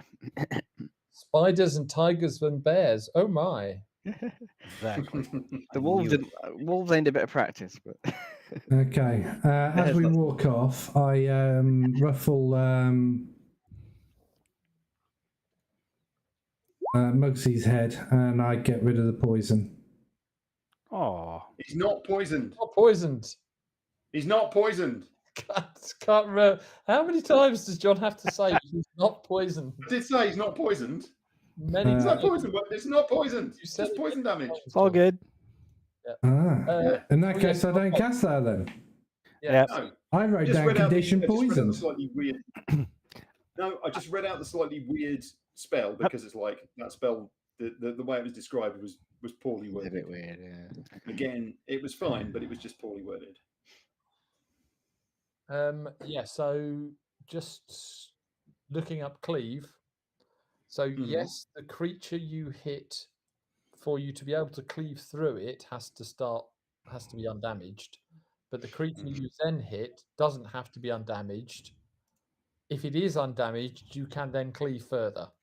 But Right. Just Okay. like- So you can only cleave on from undamaged creatures. But if you- you've got a damaged one and an Damaged undamaged damaged one, one, yes. you can go through the undamaged one and then cleave into the damaged one. Yeah. Which would be dead handy for you, Mugsy. That is pretty cool. It's also really handy if That you've got means- if you've got one really sort of powerful one and a lot of minions. Ah, Cleave through a minion, do some damage to the powerful one. Yeah. Cleave through another minion, do some damage. Yeah. Saves that wasted interesting. damage. Yeah, it's incredibly useful, tactically useful for Mugsy particularly, I think. Okay. So Melee. maybe what we need is Mugsy to have a bag of holding filled with what are they called? Bees. Trivets? No, just what- bees. what are It's the little furry just things basically No, it's- no, the little furry things from Tribbles. Tribbles. Yes, the All trouble that of tribbles. that you can just Yeah. chuck up Nice. in front of a white dragon, cleave his way through that into the dragon, and then basically throw another one up and then cleave into the dragon. Yeah, don't forget that the first roll has got to not just hit the tribble, it's got to then also hit the dragon. Otherwise, the dragon doesn't take any damage. Yeah. So if the dragon's AC is like 50 and the tribble's AC is like 5, rolling a 20 doesn't matter. You'd have not hit the dragon in the first place anyway. Yeah. And I've got to tell you, if you're facing a dragon, you're probably best ignoring the minions and just taking the dragon out in the Just first throw place, the tribbles unless up. the minions are causing you a problem. Catch. It's just a thing, you know. But it's Tasty num nums. mouth with dribble. Tasty num nums. Nice. Right. Okay. Good.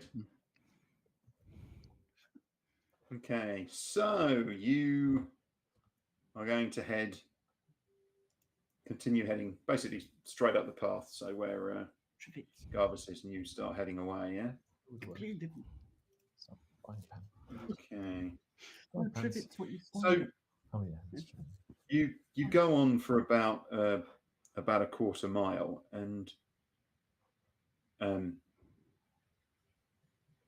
it's actually, funnily enough, it's Mugsy who notices. He looks back and he goes, "Hey, look, hang on." And you look back at this collection of buildings, and stood at this corner, Uh-oh. just in the shadows, watching you, is what looks. You all turn and look, and it looks at you, this creature, and then it just sort of steps back and disappears into the shadow of the building. But it looks. What did it look like? It looks like a dwarf, but it was shivers. It was bald. It had bald. Mhm. Had incredibly pale, grey, almost white skin, and a white beard, and a look of malevolence on its face. You know dwarves? Dwergar? Sorry? Jarvis, you think so? You think it was a Durgar, yeah. Dwergar. Which is really weird to see a Durgar outside. Like this. I wonder if there was an entrance to the Underdark. Should we try and catch it? Not likely to be able to. All right. So It will know the terrain. need to keep our eyes open. It didn't seem to be too concerned that you noticed it. Can we track it? I mean, from my understanding, these things are under earth dwellers, aren't they? Yes. Underdark. Does the Underdark exist in this campaign? Not strictly in the kind of Forgotten Realms sense, but there are underground dwellers. Definitely, there are spaces underground. So there are, I mean, the dwarves live underground, for goodness sake. So yeah, there are not kind of in the classical sense in D&D, but effectively, yeah. So I'm just live in the deep. They live underground, and they've been, they were once wood dwarves. They were once wood dwarves, and they were warped and twisted. Yeah. But this was 10,000 years ago. No, I mean the dwarves are really separate race now. Practically surface dwellers compared to the Durgar. Yeah. They live deep. And they live in the grim and dark corners of. I mean, all of you have travelled beneath the mountains and travelled to the Dwarf Kingdom. Yeah. And it's a lofty and airy place.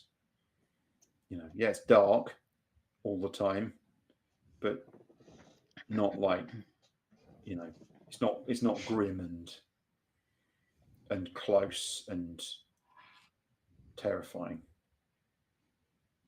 Which is where the Durgar live.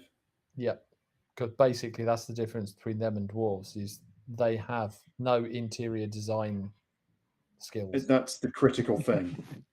A group of 6 of you can move at walking pace, digging a 10-foot wide, 10-foot tall tunnel, and dressing the stone and removing the spoil. Yeah.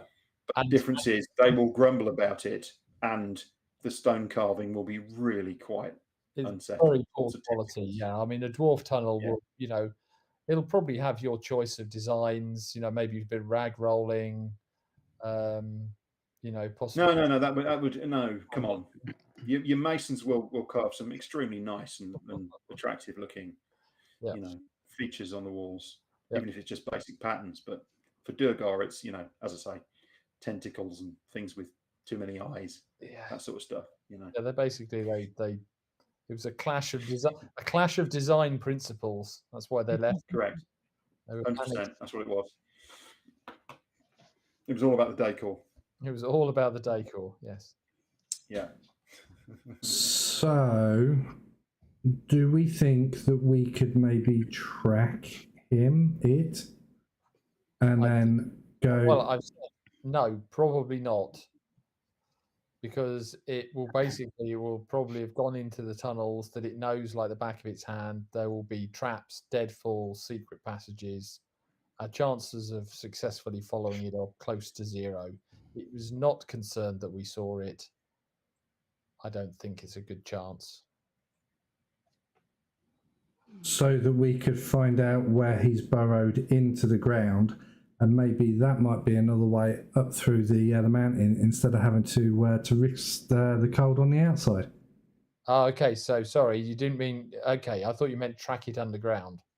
No, because we don't know where he's come out from. Okay. Well, yeah. I mean, if everybody thinks that that's a good idea to try that way, but failing that, we'll just carry on up the mountainside. Let's have a look. I mean, we're not far away. Why don't we go and have a look? I mean, if you think it's heavily trapped and all the rest of it, I am concerned about that. But, and I ruffle Mugsy's head. We got an anti-trap expert. As he's doing that, I'm still eating those good berries, just so you know. Bear in mind, Yeah. They go off after 24 hours. So. These are really good. we're still what, 15, 20 miles from mountains? Oh yeah. I mean, it might not lead us anywhere. So, I mean, you're still in the lowlands at the moment. Yeah. You're going to be hitting mountainsides fairly soon. So ideally, what you're telling me, Garvis, is we really want to be looking for cave entrances and things like that closer to the base of the mountain rather than 20 miles away? Yes, kind of, yes. Yeah, okay. That makes sense. So, sorry, big, massive mountain and the trees and what have you. I thought we were a lot closer. Yeah, no, I mean, John only sort of mentioned it briefly. Yeah. That we mid-morning, I think. But we were 30 miles away in the morning, and this is sort of mid-morning, so we're not on that much closer. It feels like we've been walking for a day, though. You can expect reasonably on flat ground to cover about 15 miles a day, 10 to 15 miles a day, without too much difficulty. Okay. So we'll leave the hollow bit, and we'll just carry on north then. But you will be hitting mountains very soon. Yeah. And that will slow you down. So even with the perspective of the crow flies, if you try and go over the mountains, that's going to be quite difficult. And if you pick your way around, you're obviously going to cover a lot more ground over time. By the way, you're going to be getting into mountainous terrain very soon. Yeah, it's at this point you notice that at some point, Garvis has torn the leg off one of the crispy cooked spider that Illyra provided, and is happily munching away. He looks very happy as he breaks it open and takes the tender spider meat from inside. Use it. What do you think dwarves eat underground? Come on. No spiders. It's like forest crab. Yes. Thank you. Forest lobster. Leg. They've got one leg. It's only going to be like lobster meat, isn't it? Yeah, that's I mean, lobsters are basically, arachnids of the sea. Why wouldn't it? A little light snack. Yep. He offers some to Mugsy. You want some? He shoves it under your nose. Ugh. Having just been wasn't really poisoned. Poison damaged by it. Yeah, no, it's really juicy. There's juice dripping off the end. It looks very tasty.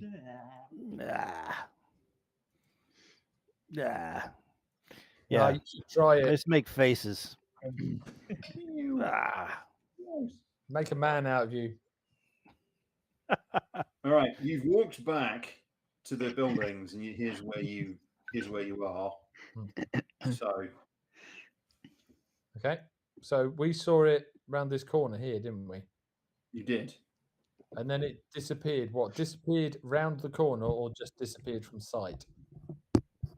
It drew back from there. So where you're stood currently, Garvis, it was just slightly below where you are on the map. So it was basically stood here. Okay. Gotcha. No, it's not So clean. is there anyone who's any good at tracking? It's here. Tracking is what, nature? Survival. It's survival. Survival. No, Delilah is fantastic. +1. Yes, I'm pretty good at survival. There we go. Try a survival check. +7. I thought. Sorry, I thought we said that All right, we don't need to because we were so far away from where the mountains were. So Yeah, I'm a bit confused as to where we're doing what we're doing. Me too. Well, while we're here, let's just see what we can find and then move on, maybe. Okay. We'll have a look on the floor and see if I can see anything. You can do. I can't even find tracking. your tracks, Garvis, and I was watching exactly where you went. Can't you see the spike? You can do tracking from there, Deliro. So that's not a problem. You just need to get a bit closer to where the thing was. Yeah. So you can see if you can pick the tracks up. Ooh. Natural 20.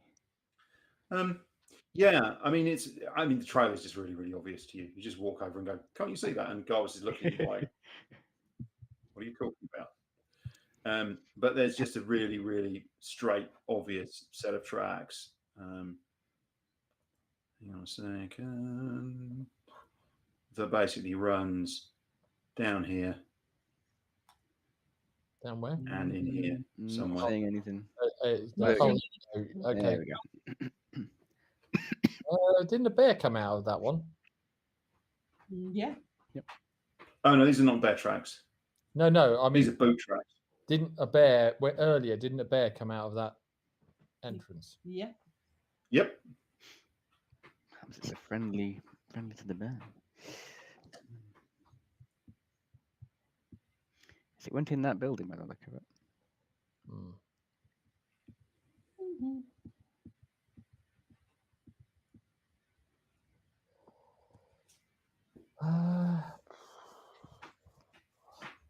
I think we have more pressing matters.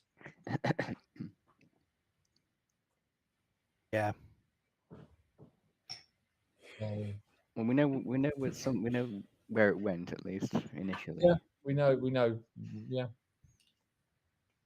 So let's carry on towards the mountain. I would say that's our primary purpose. Okay. No problem.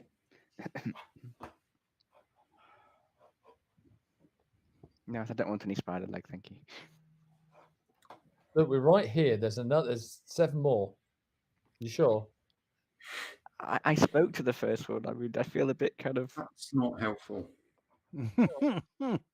Well, you're a druid. Okay. You should learn not to speak to your food.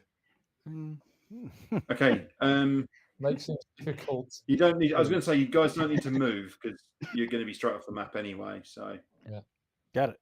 I'd like to give a very brief shout out to this map, which was randomly generated from my website at gozzies.com. Nice. Mm-hmm. Oh, really? Did it do the? GOZZYS.com. And if you look in the bottom left, you will even see the map number, the randomly generated map number down there. Mm-hmm. Well, there is my shadow. Mhm. But yeah, Linus map. and yeah, That's really cool. CC by 4.0 as well. So you basically reuse them in anything that you're doing, any project you're doing, even commercial ones. There you go. Isn't that good? Look at that. That's good. Yes. Please visit my website because nobody else is doing so. So Might as well. Does it do my the traffic doesn't shadows? work at all. All that effort, all that work I put in, and my traffic's not gone up at all. It's like, oh, very sad. need to get on the social media channels and promote it heavily. Yeah, I'm trying, but traction is one of those things, isn't it? It's hard to know. Do a TikTok of you generating a map in an amusing fashion to the background music. Yes, with me, I don't know. I made a map with my computer. The annoying TikTok voice Do a says. belly dance while you're doing that. Nice. Well, what you do is generate the map. You have it tattooed on your stomach, along with the URL and the code. Can you imagine how long that would take? Can we get a QWERTY code to go with it? Yeah, queue up with a QR code that you can scan. Hey, look, I'm joking. I'm sure someone has done that. I'm sure there's someone somewhere who's tattooed a QR code on themselves. Oh, probably. Yeah, QR codes. Yeah, definitely, no question. Yeah, there was a story about a guy that's actually put one on his neck, tattooed a QR code to his neck, So when he goes to a nightclub or something, the ladies can just scan his neck and get all of his contact details. Oh, I'm way behind. There's loads of people who've had QR code tattoos, apparently. Yeah. QR codes, a terrible idea when they were first invented, and all we've done is persist in making them terrible. Just terrible things. They have very limited uses, in my opinion, but there you go. Awful.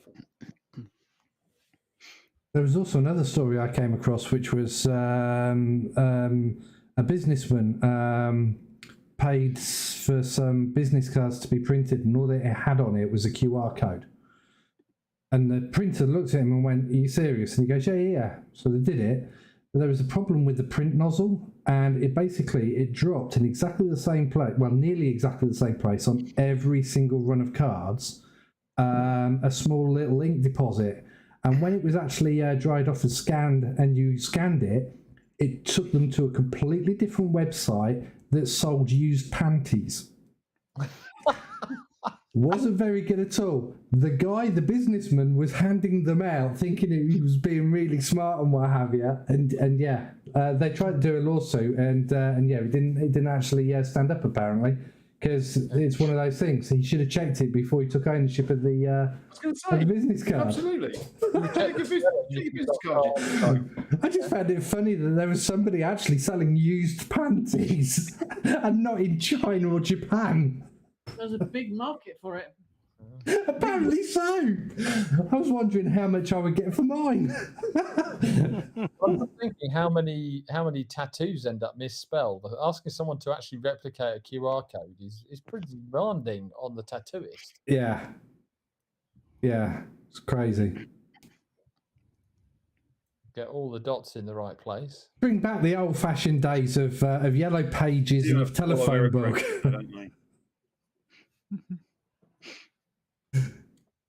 They do have, as I recall, they have an element of error correction in them, though, don't they? So is that? I don't know. There's also different quantities of data that can store, so you can have simpler ones and more complex ones. Yeah, you can have. Yeah, there's a whole bunch of things around them. Or you could just write things on a piece of paper. Yep.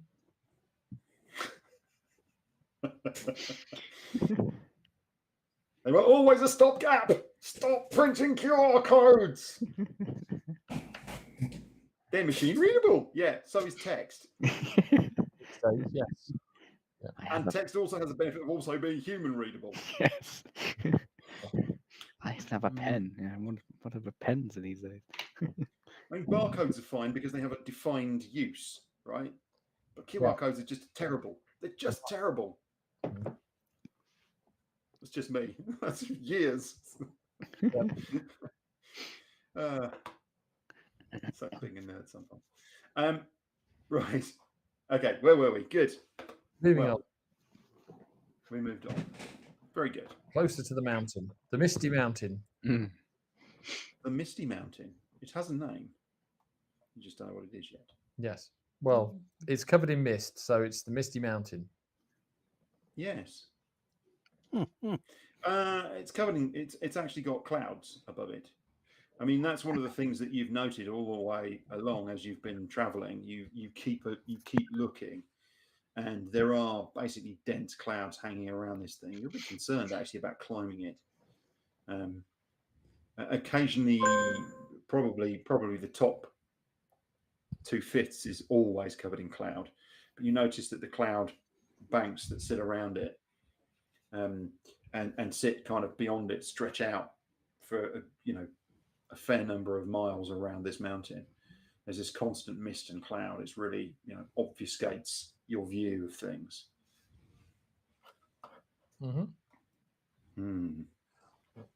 So excuse me a moment. Towards the end of the day, you start hitting terrain that's much steeper, and what you start to do is find routes that will take you in the right direction, and then you find a sort of shallow cave in which to rest. I mean, it's almost like a scraping in the side of a hill, but it gives you a little bit of respite from the cold that's starting to edge into the environment now. There's a noticeable shift. When you came out of the forest, jungle, really, the Inaberos is quite warm, and you notice that big drop off in temperature, and now you're noticing it again. Temperature's really starting to plummet. So as you're gaining elevation, the cold is really starting to come in. You're not really in an area with ice and snow and frost yet, but it's down to probably about 7 or 8 degrees at the end of the day, and you're pretty sure that overnight it's probably going to be down to about 4 or 5 degrees Celsius. I'm afraid I don't speak Fahrenheit, and I don't know what the conversion is. So, All good. Anthony, I'll figure it out. Yeah, just type it into Google. But it's certainly above freezing, but it's cold, and you're noticing this chill wind just starting to kind of cut at you, and you get the distinct impression that probably it's going to take you another few days to reach the mountain, and in that time it is going to get brutal. You can just see. Skinned the bears. Sorry? I said we should have skinned the bears. Yeah, I mean, you have cloaks and stuff, have clothing. And also, you're all very, very fit, and you probably have some magic and stuff that can defeat those sorts of things too. So, usual watch order? Yeah. Yes.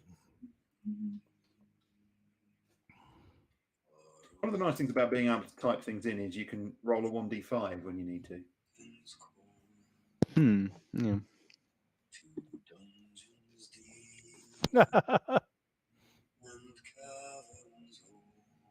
Go figure.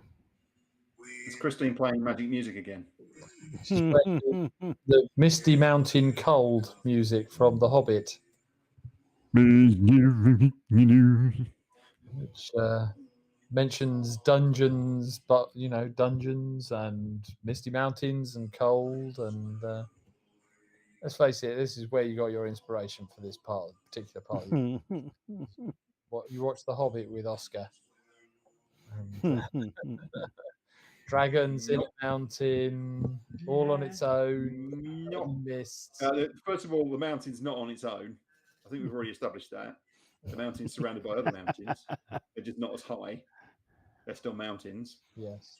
And you've got to get through those first, which is a long way. But this is a ridiculously tall peak. I love that song. Actually, somewhat of a mix of places. But one of the things is to do with there's a very famous mountaineer who sadly died in an accident a few years ago. But he was trying to climb Annapurna, and after there was a whole he did a kind of film about it. Can't remember the guy's name. David. Can't remember now. And it really struck me because I'm fascinated by mountaineering, although I never want to do it ever. Thank you. Oh, is this the guy looking for his brother who died up Kilimanjaro? Don't think so. No, he was just climbing out. He just went to climb Annapurna with a bunch of other climbers, and it was just a fascinating thing. And they didn't make it all the way up. They came back down again, and they were fine. But it was just the whole idea of how difficult, mountains. I think it was Annapurna 2 or 3 that they were trying to climb, not Annapurna 1. And it was just like ridiculously difficult. You don't realize that there are mountains in the world that just no one's ever climbed. No, because I was watching a program. Well, not watching a program, but just reading up about a program. The guy from Made in Chelsea, I think, actually, it was his brother. Yes. Climbed Kilimanjaro, and he climbed Kilimanjaro top. He was coming back down, and then he just disappeared. But they've got a kill zone, haven't they? They reckon there's a kill zone where any over 8,000 meters, the death zone. Yeah, where basically the amount of oxygen that you can saturate into your blood is insufficient to sustain life fully. So you get over 8,000 meters, So any mountain over 8,000 meters, there's 14 8,000 plus meter peaks in the world. And yeah, if you don't climb them, that's why they have supplementary oxygen, of course. But not everybody needs it. And this is a fantasy world where such things don't necessarily apply. What you mean, not being able to breathe once you get up the top of this mountain? Well, possibly. Who knows? That would suck. That would be really suck. That would really suck. Yeah, I know. Yeah, there are. Oh yeah, no, just not go there. This is just about big, majestic white mountain. Woo!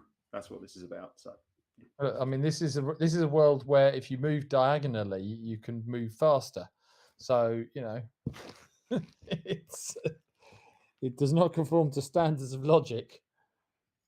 That's the old rule, the old 3E rule of 5 foot, 10 foot, 5 foot, 10 foot, 5 foot, 10 foot, diagonally moving, is in the DMG as an optional rule. Yeah. But it says you can do this or you can just ignore it. Get on with your life. And so I went, we'll ignore it and get on with our lives then. Yeah. I like the wording of the Spelljammer spell air bubble. If the creature has more than one head, the globe of air appears to have around only one of its heads. Assuming all its heads share the same respiratory system. It's just some respiratory system. It's quite detailed. So one of the heads is like, and the other one's like, well, it would have to be like that, wouldn't it? Because otherwise all the air from the air bubble would leak out the other head. You would have to, yeah. Brilliant. Oh, okay, this is a random question. Sorry, and it just occurred to me. Can all of you close the valve at the back of your nose voluntarily? So, not that no. You close your mouth. Yeah. You breathe through your nose. Can you close that valve at the back of your nose? Yes. Yep. Thus blocking off the airflow. Can't everyone? No. No. I don't think so. Not that no. What, with your tongue or something? So if you close your mouth and you breathe out, can you stop the air coming out of your nose? No. By closing your nose. Closing it? What with? Well, you Sort of a tongue motion thing. No, you don't change. You don't move your tongue. There's no tongue motion. No. It's just a valve at the back of your nose. Yeah. You just go. That's it. Yes. I didn't know I didn't know that was an option. I didn't know it was an option. I think it's like rolling your tongue, right? And yeah. But most people can only do it one way. Some people can't do it at all. I can't. So I think that actually that thing where you close the valve, I actually think that's one of those things where some people can do it and some people can't. Oh, okay, weird. And anybody who can't do it doesn't know it exists, No. and everybody who can do it thinks everyone can. Apparently, Christine can't. So, and I can. I can't snap my fingers. Just wouldn't. Everyone else, I can't do it. It just doesn't You've work. got onto one of those weird subjects. This is like wiping your bum do from the front to the back. Or can you raise one eyebrow?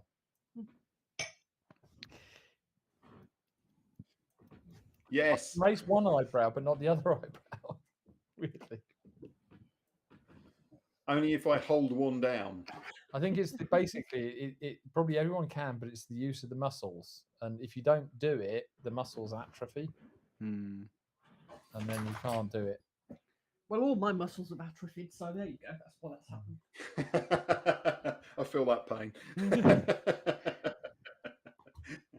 Anyway, I know that's completely got nothing to do with D&D, but it just really fascinated me that something I can do, and neither Gillian nor Oscar can.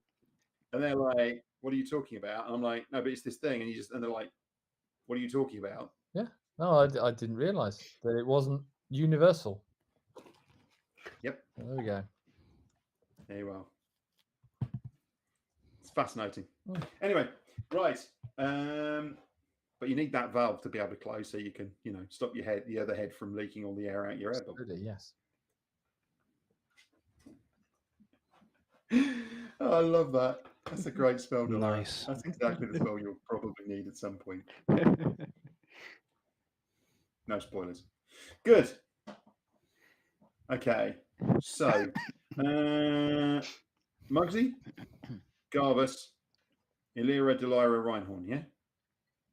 Yes. Hmm. Okay. Illyra, Yes. like all of you, you've been keeping that peak in view all day and then throughout your watches. But the cloud has stubbornly not cleared, and then suddenly you noticed a gap in it. And again, you can see the fortified building, not really a castle, but the fortified building that sits atop the peak. But you can't see the dragons that you saw, that Mugsy swore were circling before. Swear. And you stand there for a couple of minutes while it clears, and then the mist and the clouds come back over again. Yeah. Maybe they only come out at night. This is nighttime. Oh, this is nighttime, which is when we saw it last time, yeah? We didn't see it. Yes. Only Mugsy saw it. Okay, when they were seen. Mugsy, sorry, yeah. Actually, Mugsy, didn't you wake Garvus? I did. But it had cleared by then, hadn't it? It was only the briefest of glimpses, wasn't it?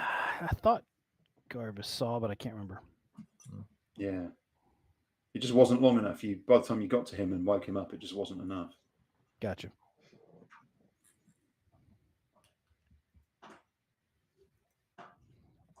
Okay. You know, So- dragons get tired and need to sleep every now and again. And I'm just going to perpetually circle. You know. Okay. So day 2 in this strange environment. It's really very different to the sorts of environments that you're used to, but not only that is odd. And a few hours into your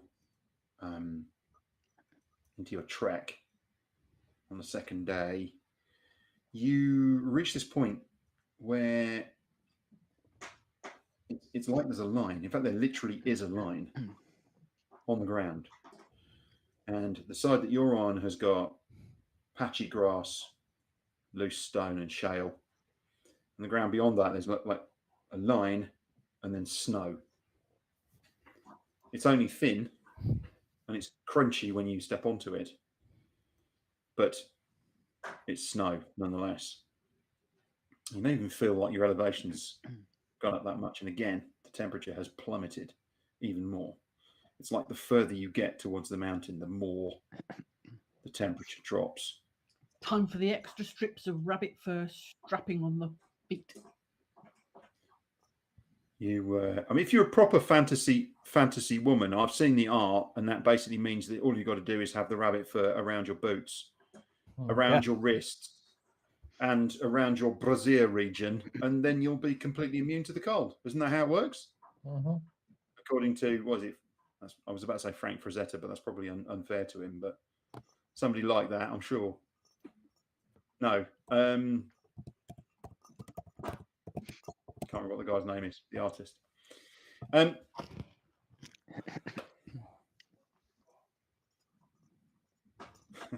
Pete's looking it up, like he's looking at Frank Frazetta.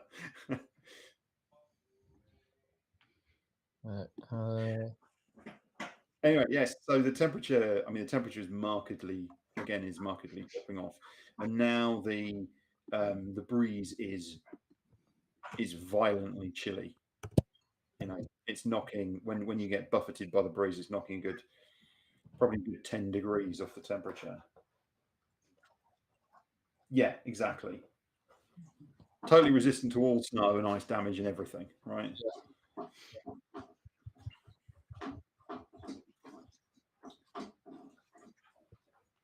And so you trek on, picking your way through things. At the end of the second day, you make your camp. You've still got a distance to go. You think it's going to take you most of tomorrow to reach the base of the mountain.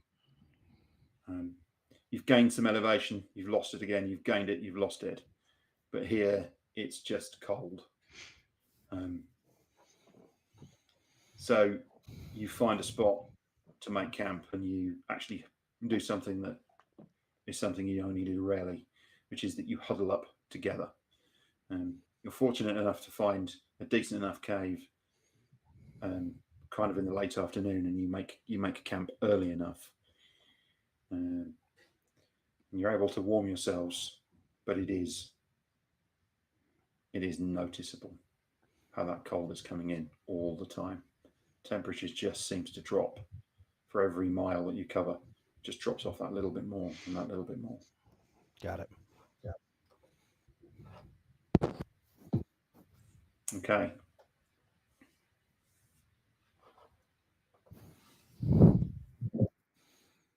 All right, I've got first watch. I still stay sitting next to everybody when I say that.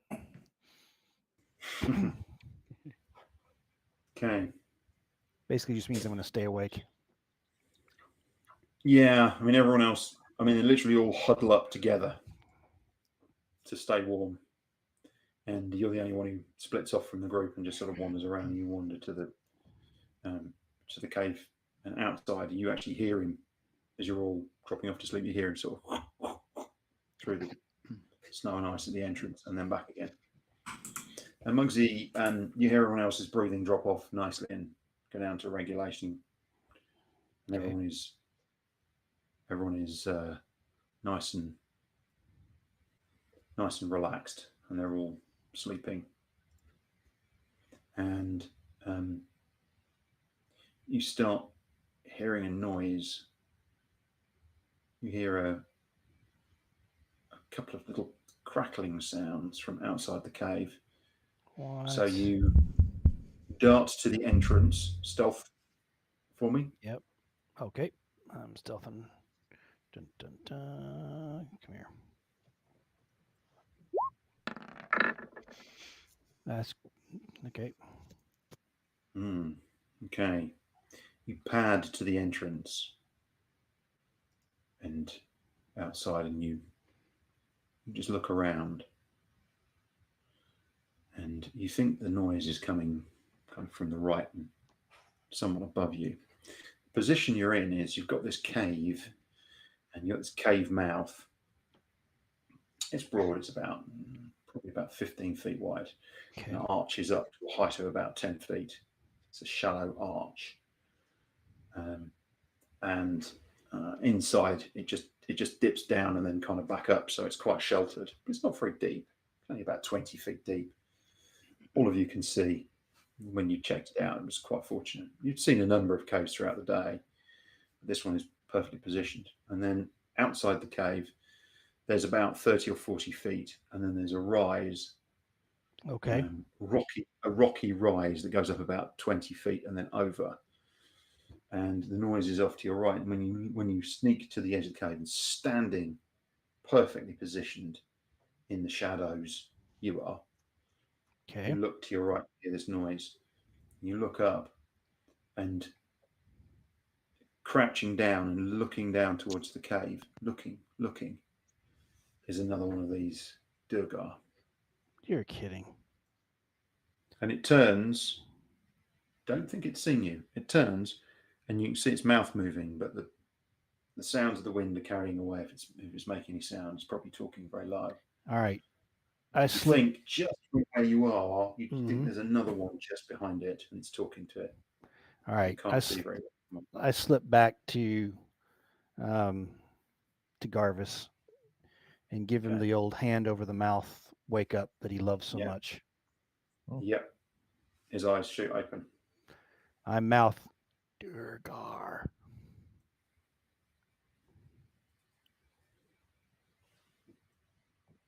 Okay, so I let him up, get out off of him, and then I say, two. Yeah, you can talk in very hushed terms, and you don't. It's not a problem. You're not going to you're not going to boom out lots of noise from around this cave. Got it.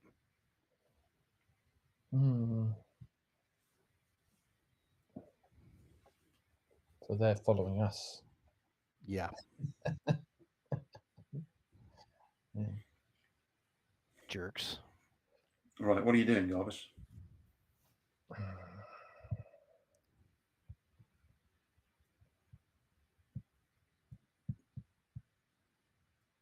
Anything? Nothing, Garvis? I'm just thinking. That's all right then. Should we wake up the others? Is it defensible right inside of this cave where we can just sort of make sure that no one comes after us? I mean, the Stand thing on is, either side? you're stuck. If they come through the cave mouth, you're going to be stuck inside the cave Okay. because there's only one way in and out. The thing is, they were far enough away. They were probably, about 300 feet away from you. Oh, Okay. okay. Right, that's going to take a long time for us to close that distance. Yeah. No. They were far enough away when you saw them. Mm. I mean, they could currently be moving closer to you. Though there appeared to be two of them. There could have been more over the ridge. Yeah. Ah, boy. Do you want to sneak back and have another look? Yeah, I'll do that. I'll sneak up there and All take right, a quick stealth look. me. All right. Let's do this.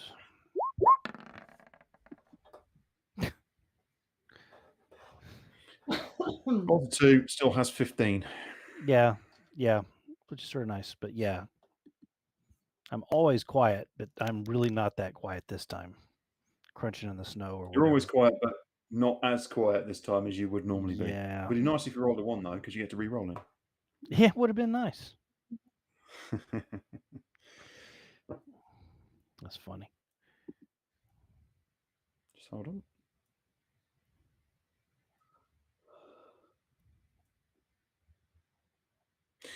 Things take forever to load. Why isn't that working? Oh, it just took a moment. I do apologise. There you go. That's what they look like. Gotcha. Okay. Yeah, so you wander back to the entrance of the cave, and it's still there. As I say, it's good to probably 300 feet away from you, just Okay. up on the ridge line, and you see it's still talking. It has a conversation. It's talking, and then while you're watching, it stands up, and you see the other one behind it. And they turn and they disappear off down the ridge. Great. You don't think they saw you from their All right. from their demeanor. They saw you. They were pointing in this direction and talking. Okay. They would have reacted, and they didn't. You can Okay. read that reaction. You're well attuned to it. You know usually when you've been spotted. All right. So I go back and I tell Garvis about this. Maybe we should just let the others sleep.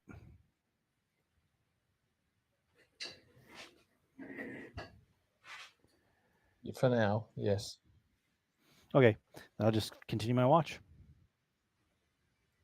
Very good. The rest of the night passes without incident, but as each of you takes your watch, you're warned about what happened, and so all of you are extra vigilant for the rest of the night.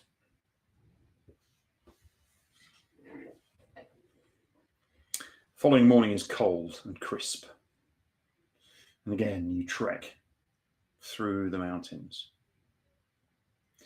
and about mid-morning you start to find yourselves amongst a fairly thick forest, pine forest of trees, and even in between the trees the ground is icy, cold. You'd normally in a pine forest find yourselves with parts of the ground that are thawed, but here, no. It's all frozen solid. Surprised that the trees can survive, but they seem to. And there's a fairly well-defined path through this forest, a wide gap that you follow along, looking as you travel for things in the snow. Delira, would you like to just make a survival check? Quick survival check for me? But you are confident that you've not missed anything, that you haven't missed any tracks. And you keep checking as you go along, but you are confident you haven't missed anything. And it's just past midday when you come to the end of the trees. Okay. That sounded like an actual physical dice being rolled. Wow.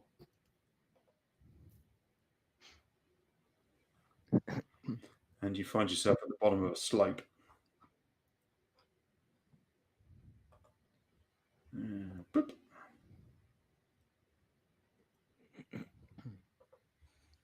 Just give me a second. I don't know about anybody else, but I'm going to need to take a brief comfort break in a moment. That'd be good. Let's get onto this map. Okay.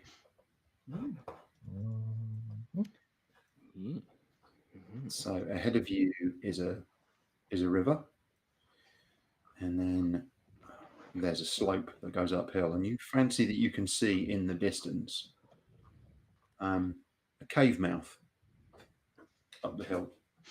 Here. Hang on, let me scroll up to it. Yeah, that's the one. You got it. Right, we'll just take a quick break and back in a couple of minutes, guys. Yeah, thanks.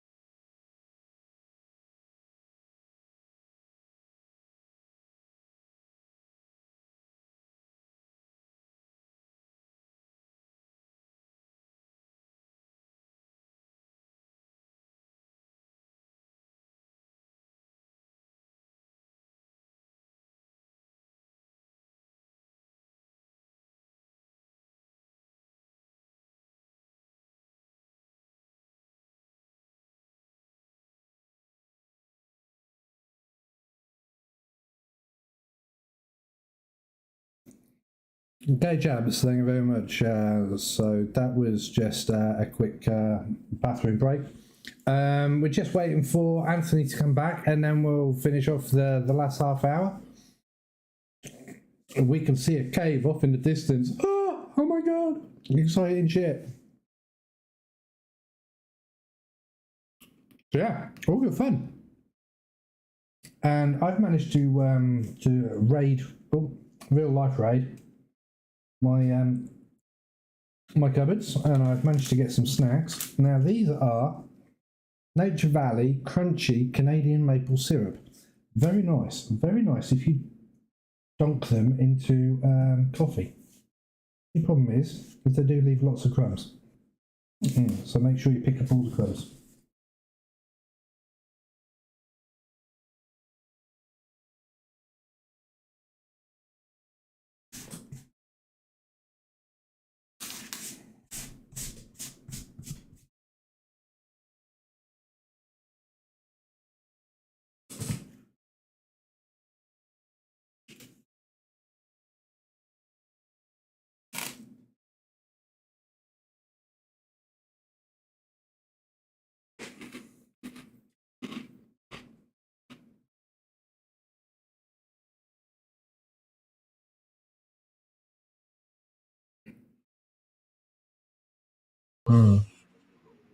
There's a lot Why of is there always singing? well, Okay. you got all the dwarves. What do? You know, they do a lot of humming. Whilst digging, I always thought that they always sang the same song over and over again. Hi ho! That's a foul, racist trope. That is. Sure. Disney's done a lot of damage to the dwarf community with that particular song. It sounds Sorry. like, hey, he has returned. Sorry. Here we go. Hey, you think that's bad? You should hear what Charlie and Willy Wonka did for all the halflings out there. Oh, jeez. Here we go. Oompa loompa diddle-I-do, I got a halfling, don't you know? Yeah. So, weren't the Oompa Loompas a bit Typical racist Pollard. in the original version of They were quite racist. They weren't quite. They followed well. They were absolute racists. Yeah, they were. Basically, it was a tribe that Willy Wonka effectively kidnapped from one of his travels somewhere. I think extra colonialism going on there, huh? Lumperland. Yeah. And of course, they were so grateful at being rescued that they agreed to serve him for basically no pay. He couldn't leave the factory. Yeah, I can't imagine that they had health insurance and dental either. Probably just chucked them in the chocolate if they died.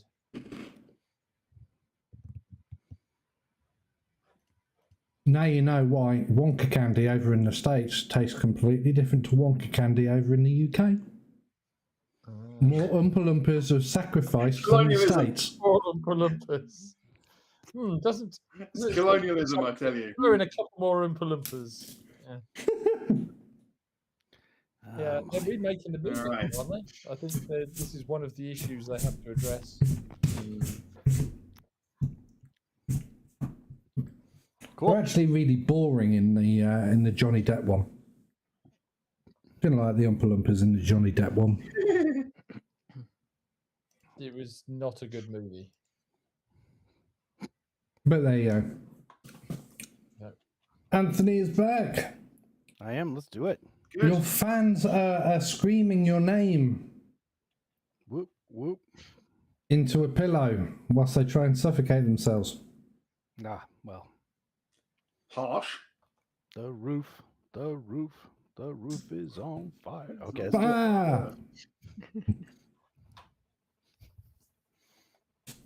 All right. Yeah. Over you, John. All right. So you find yourselves at the bottom of this slope. And it's fair to say that all of you just have this sense of foreboding. Mm-hmm. Maybe we should go back. Just feels Ambushy. just feels a bit bacon tree. Yeah. Well, there are a lot of ham bushes out there. Loathing.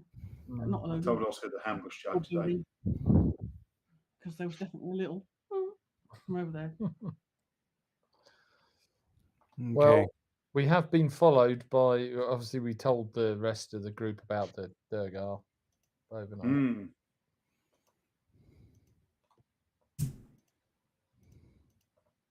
Oh yeah, absolutely.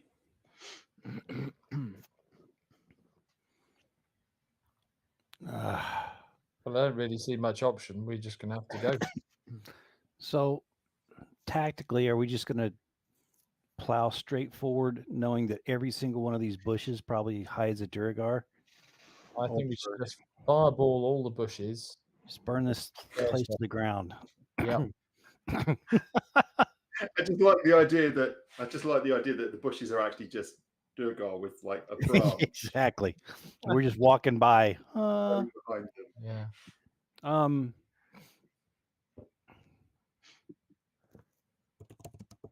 Questions on, I guess this water is still flowing no matter how cold this is, or is it frozen Yes, over? I forgot you said, John. It's cold enough. It's cold enough that it's the water from this distance looks to be fairly fast flowing. You can hear it Okay. moving along. So it's moving fast enough that it hasn't iced up, and probably never would. All right. Ah, heck. It's cold, but it's not that cold.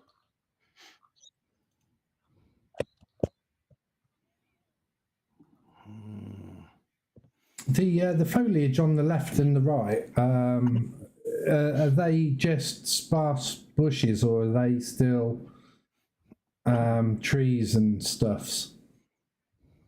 So those are basically forested areas where the trees are all clumped tightly together. I mean, you can move through that area. It's not, But that's what I was thinking. That's what I was thinking. If we went up the left or the right, it doesn't matter which way. We've got an element of cover. I like the right. We got one of the narrower places right here. We can get all the way to the water before breaking cover, and then get up to the highest ground as rapidly as possible without having to slowly go up. I like the right.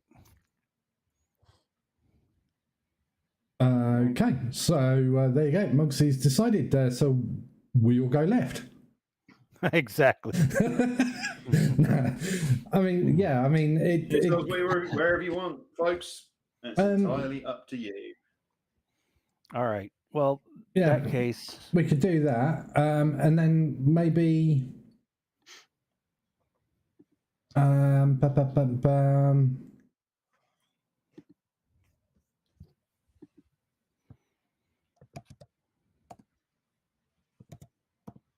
What's Delira seeing? Tracks? That's a good question. Why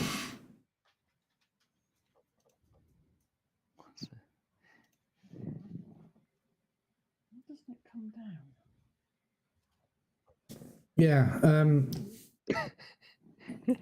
So once we're at the top there, we can. That's it. Ah, it's finally popped in because Mugsy I couldn't see before. I think it wouldn't let me. I'll move slowly while you guys continue talking. Yeah. Well, I think we just let Mugsy take a wander around just to scout out the area. Yeah, I am being as careful. I mean, we could send a creature too, which would be just as wise to go soar over all this. Yeah. Delira could maybe summon something. There's nothing in here under the trees. You guys can't really see Mugsy once he gets under those trees. Yeah. Mugsy, you can't really see anything, but you know you're going in the right direction. You can hear the river. Okay. All right, you're right on the edge of the river there now. Okay, give me a One second. of the trees is right on the bank. That's the last tree there is right on the bank. Okay. I point my fingers to Garvis and say nothing in the trees on the right. Jarvis nods exaggeratedly. Let you know that. Got it. I'll move over. I'll move slightly to the left, and I'll cast Speak with Plants. Perfect. I just take up a position, John, with my bow, keeping my eyes up the hill. Okay, I'm going to follow Mugsy's footprints right away through. Delira. Oh, if I get a bit closer. And when I get close enough, I'm going to whisper to him. You've got that portal spell. I nod. How many people can go through it? And what's the range? Let me see. I'll tell you that in just a second. Can I just say, I'm a bit disappointed that the Honor Among Thieves stole my idea. Because it was totally originally mine. You know that, don't you? Oh, really? The It portal? definitely wasn't stolen from a video game from about 2005 or 2007. Portal. I thought that's what you imbibed. Have you seen the movie yet? Pete Is and there a Christine. movie? D&D movie. Oh no, no, I've not seen D&D. Don't talk about it. Don't ruin it for him. Yeah. Right, okay, no, nothing to be said. No spoilers here. No, I hate that. No need for spoilers. We really must. Other than the fact that it's a fun movie. Yeah, I just got to see That's it. about all I need to say. So there you go. It doesn't say how many and all that stuff. It's just how far. 120 Okay. feet. So it's got a duration of a minute. So I think you need to ask your friendly neighborhood GM. 15. Ask him what? How many people can go through the portal? He Guess created as it. many people as can get through during that As time many period. people as can get through in a minute's duration. Okay. Solid surface you can see within 120 feet. 5, 10, 15, 20, 25, 30, 35, 40, 45, 50. That's in a direct line. How high are the ridges, John? Are they 10 foot high? 20 foot high? They're not really. Yeah, the whole point is to just give you an impression of the fact that the hill is doing that. Oh, It's right, kind okay. of wavy, but it's basically doing that. Yeah. So we can cast it anywhere up round here. Okay. Yeah. I would say maybe You put it can. here so it's in between these two, or go whole hog and go somewhere in between these two. Okay. Cast it from here, where you are, on the side of this, in the tree How long line. the gravitational effects are going to be. It's literally just a tiny tuft of grass. So yeah. Don't know. Sorry, I Yeah, spoke over you, John. I did not hear a word of that. So just be aware of what the weird gravitational effects are going to be. No, excuse me. So I'd say what I'll do is wait for us to join. If Mhm. everybody joins up with us, and then we can do that, and maybe Okay. move up into cover. So Yeah, what I do is I'll Can I see to here, John? I've got the wrong thing picked in that area. So where you are stood, you can pretty much see up the side of the hill. Obviously, there's going to be some line of sight issues around some of the nature of the trees and other things. Yeah. Mhm. So, but you ask me a spot. If you say, "Oh, can I see this spot? Can I see that spot?" and I'll tell you. Yeah. Because obviously there will be some trees in the way of certain spaces and certain spots.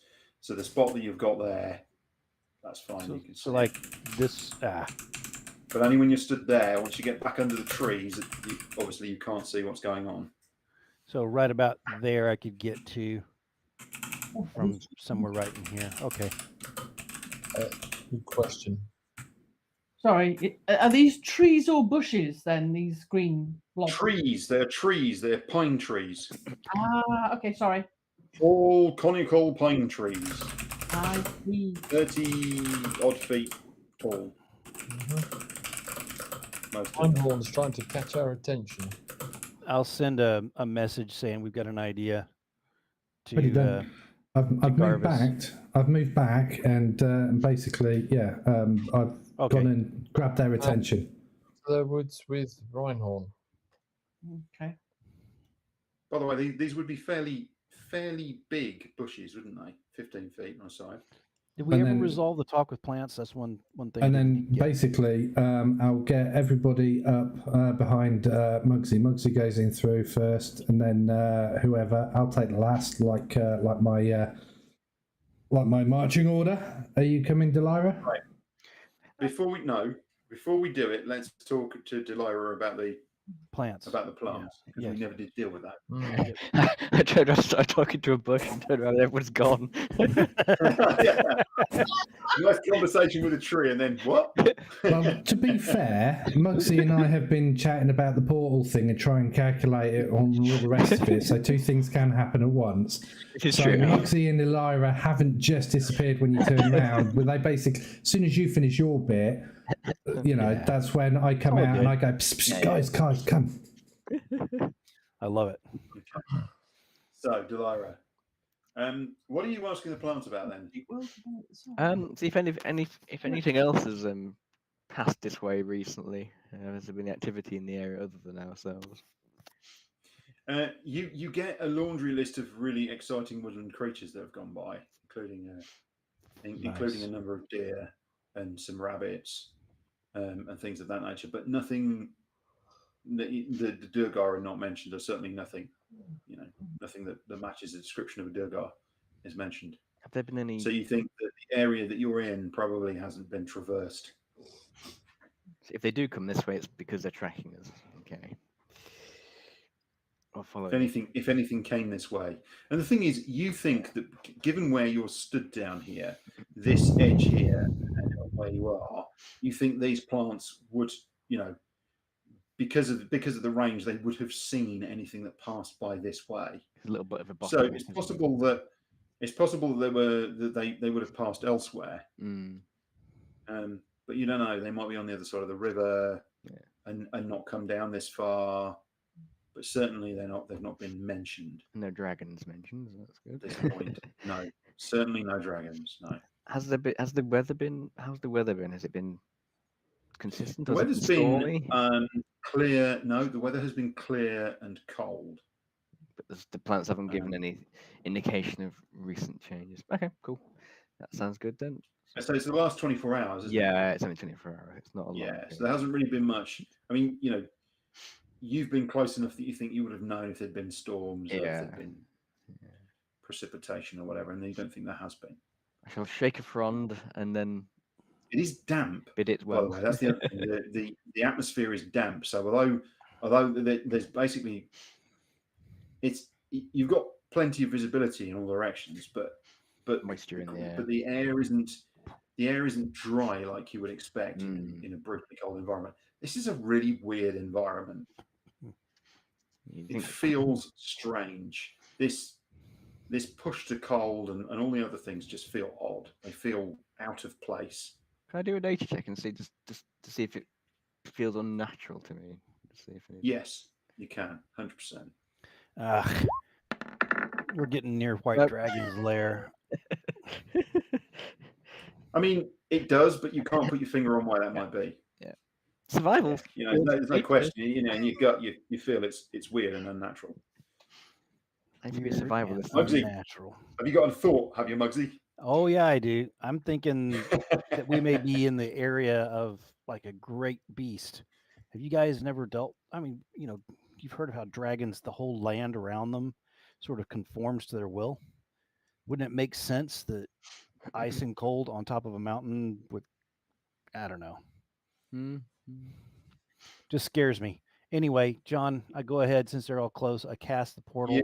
Okay, so you're hang on. You're just about. So Dora comes up and joins you, and you're just about to Got it. manifest this portal. So basically, you reach within yourself, and you're just about to manifest it. And then there is an almighty whomph, and the area all the way around you guys lights up in flame.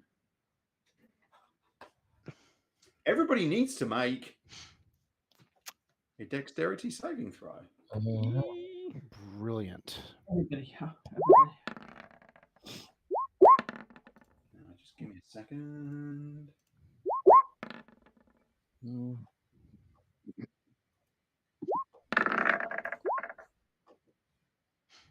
Right on. Larry did well there. That's the wrong size. It needs to be bigger.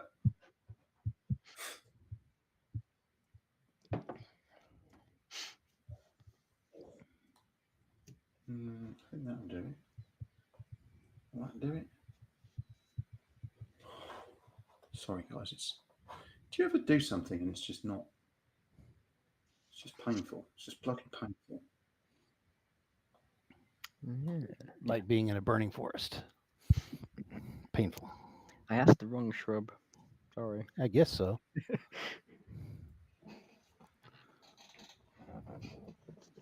So this came from up the hill somewhere.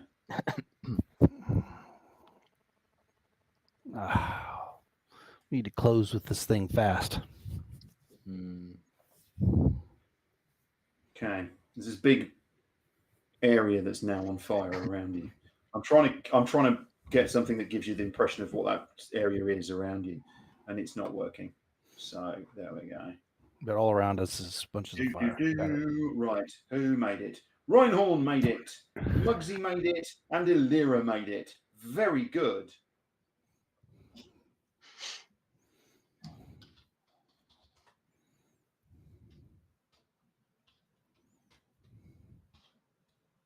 Okay, so you're going to take half damage apart from Mugsy, who's smug git.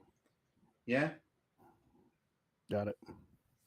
Okay, so that is 28 points of fire damage, half damage for those who made their save apart from Mugsy, who somehow manages to flatten himself and roll over into the snow and not get hit by the fire.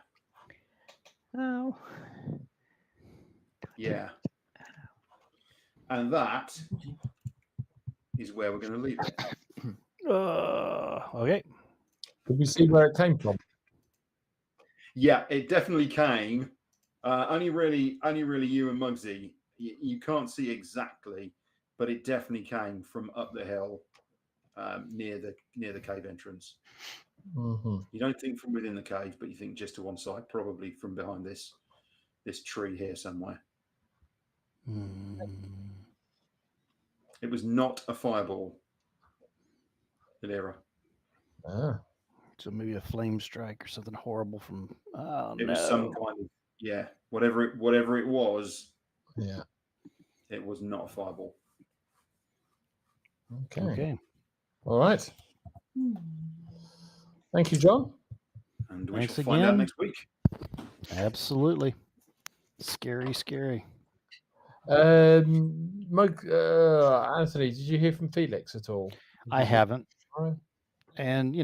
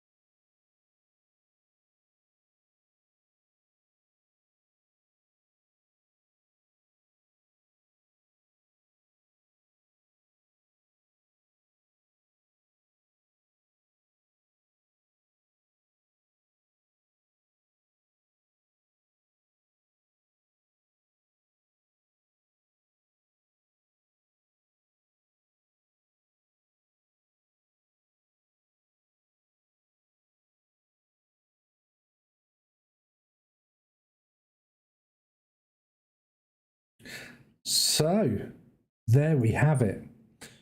We have a bit of flaming, burning pain, which is going to sit on our souls until next week. So 7 days' time. Whoop, whoop. We're back to it. A little bit of 2D. I've got to get the cameras sorted and whatnot for positioning, but it's always going to be tricky when you use a map. I think that's all I'm going to be able to say on that. And again, thank you very much to the team who's been playing.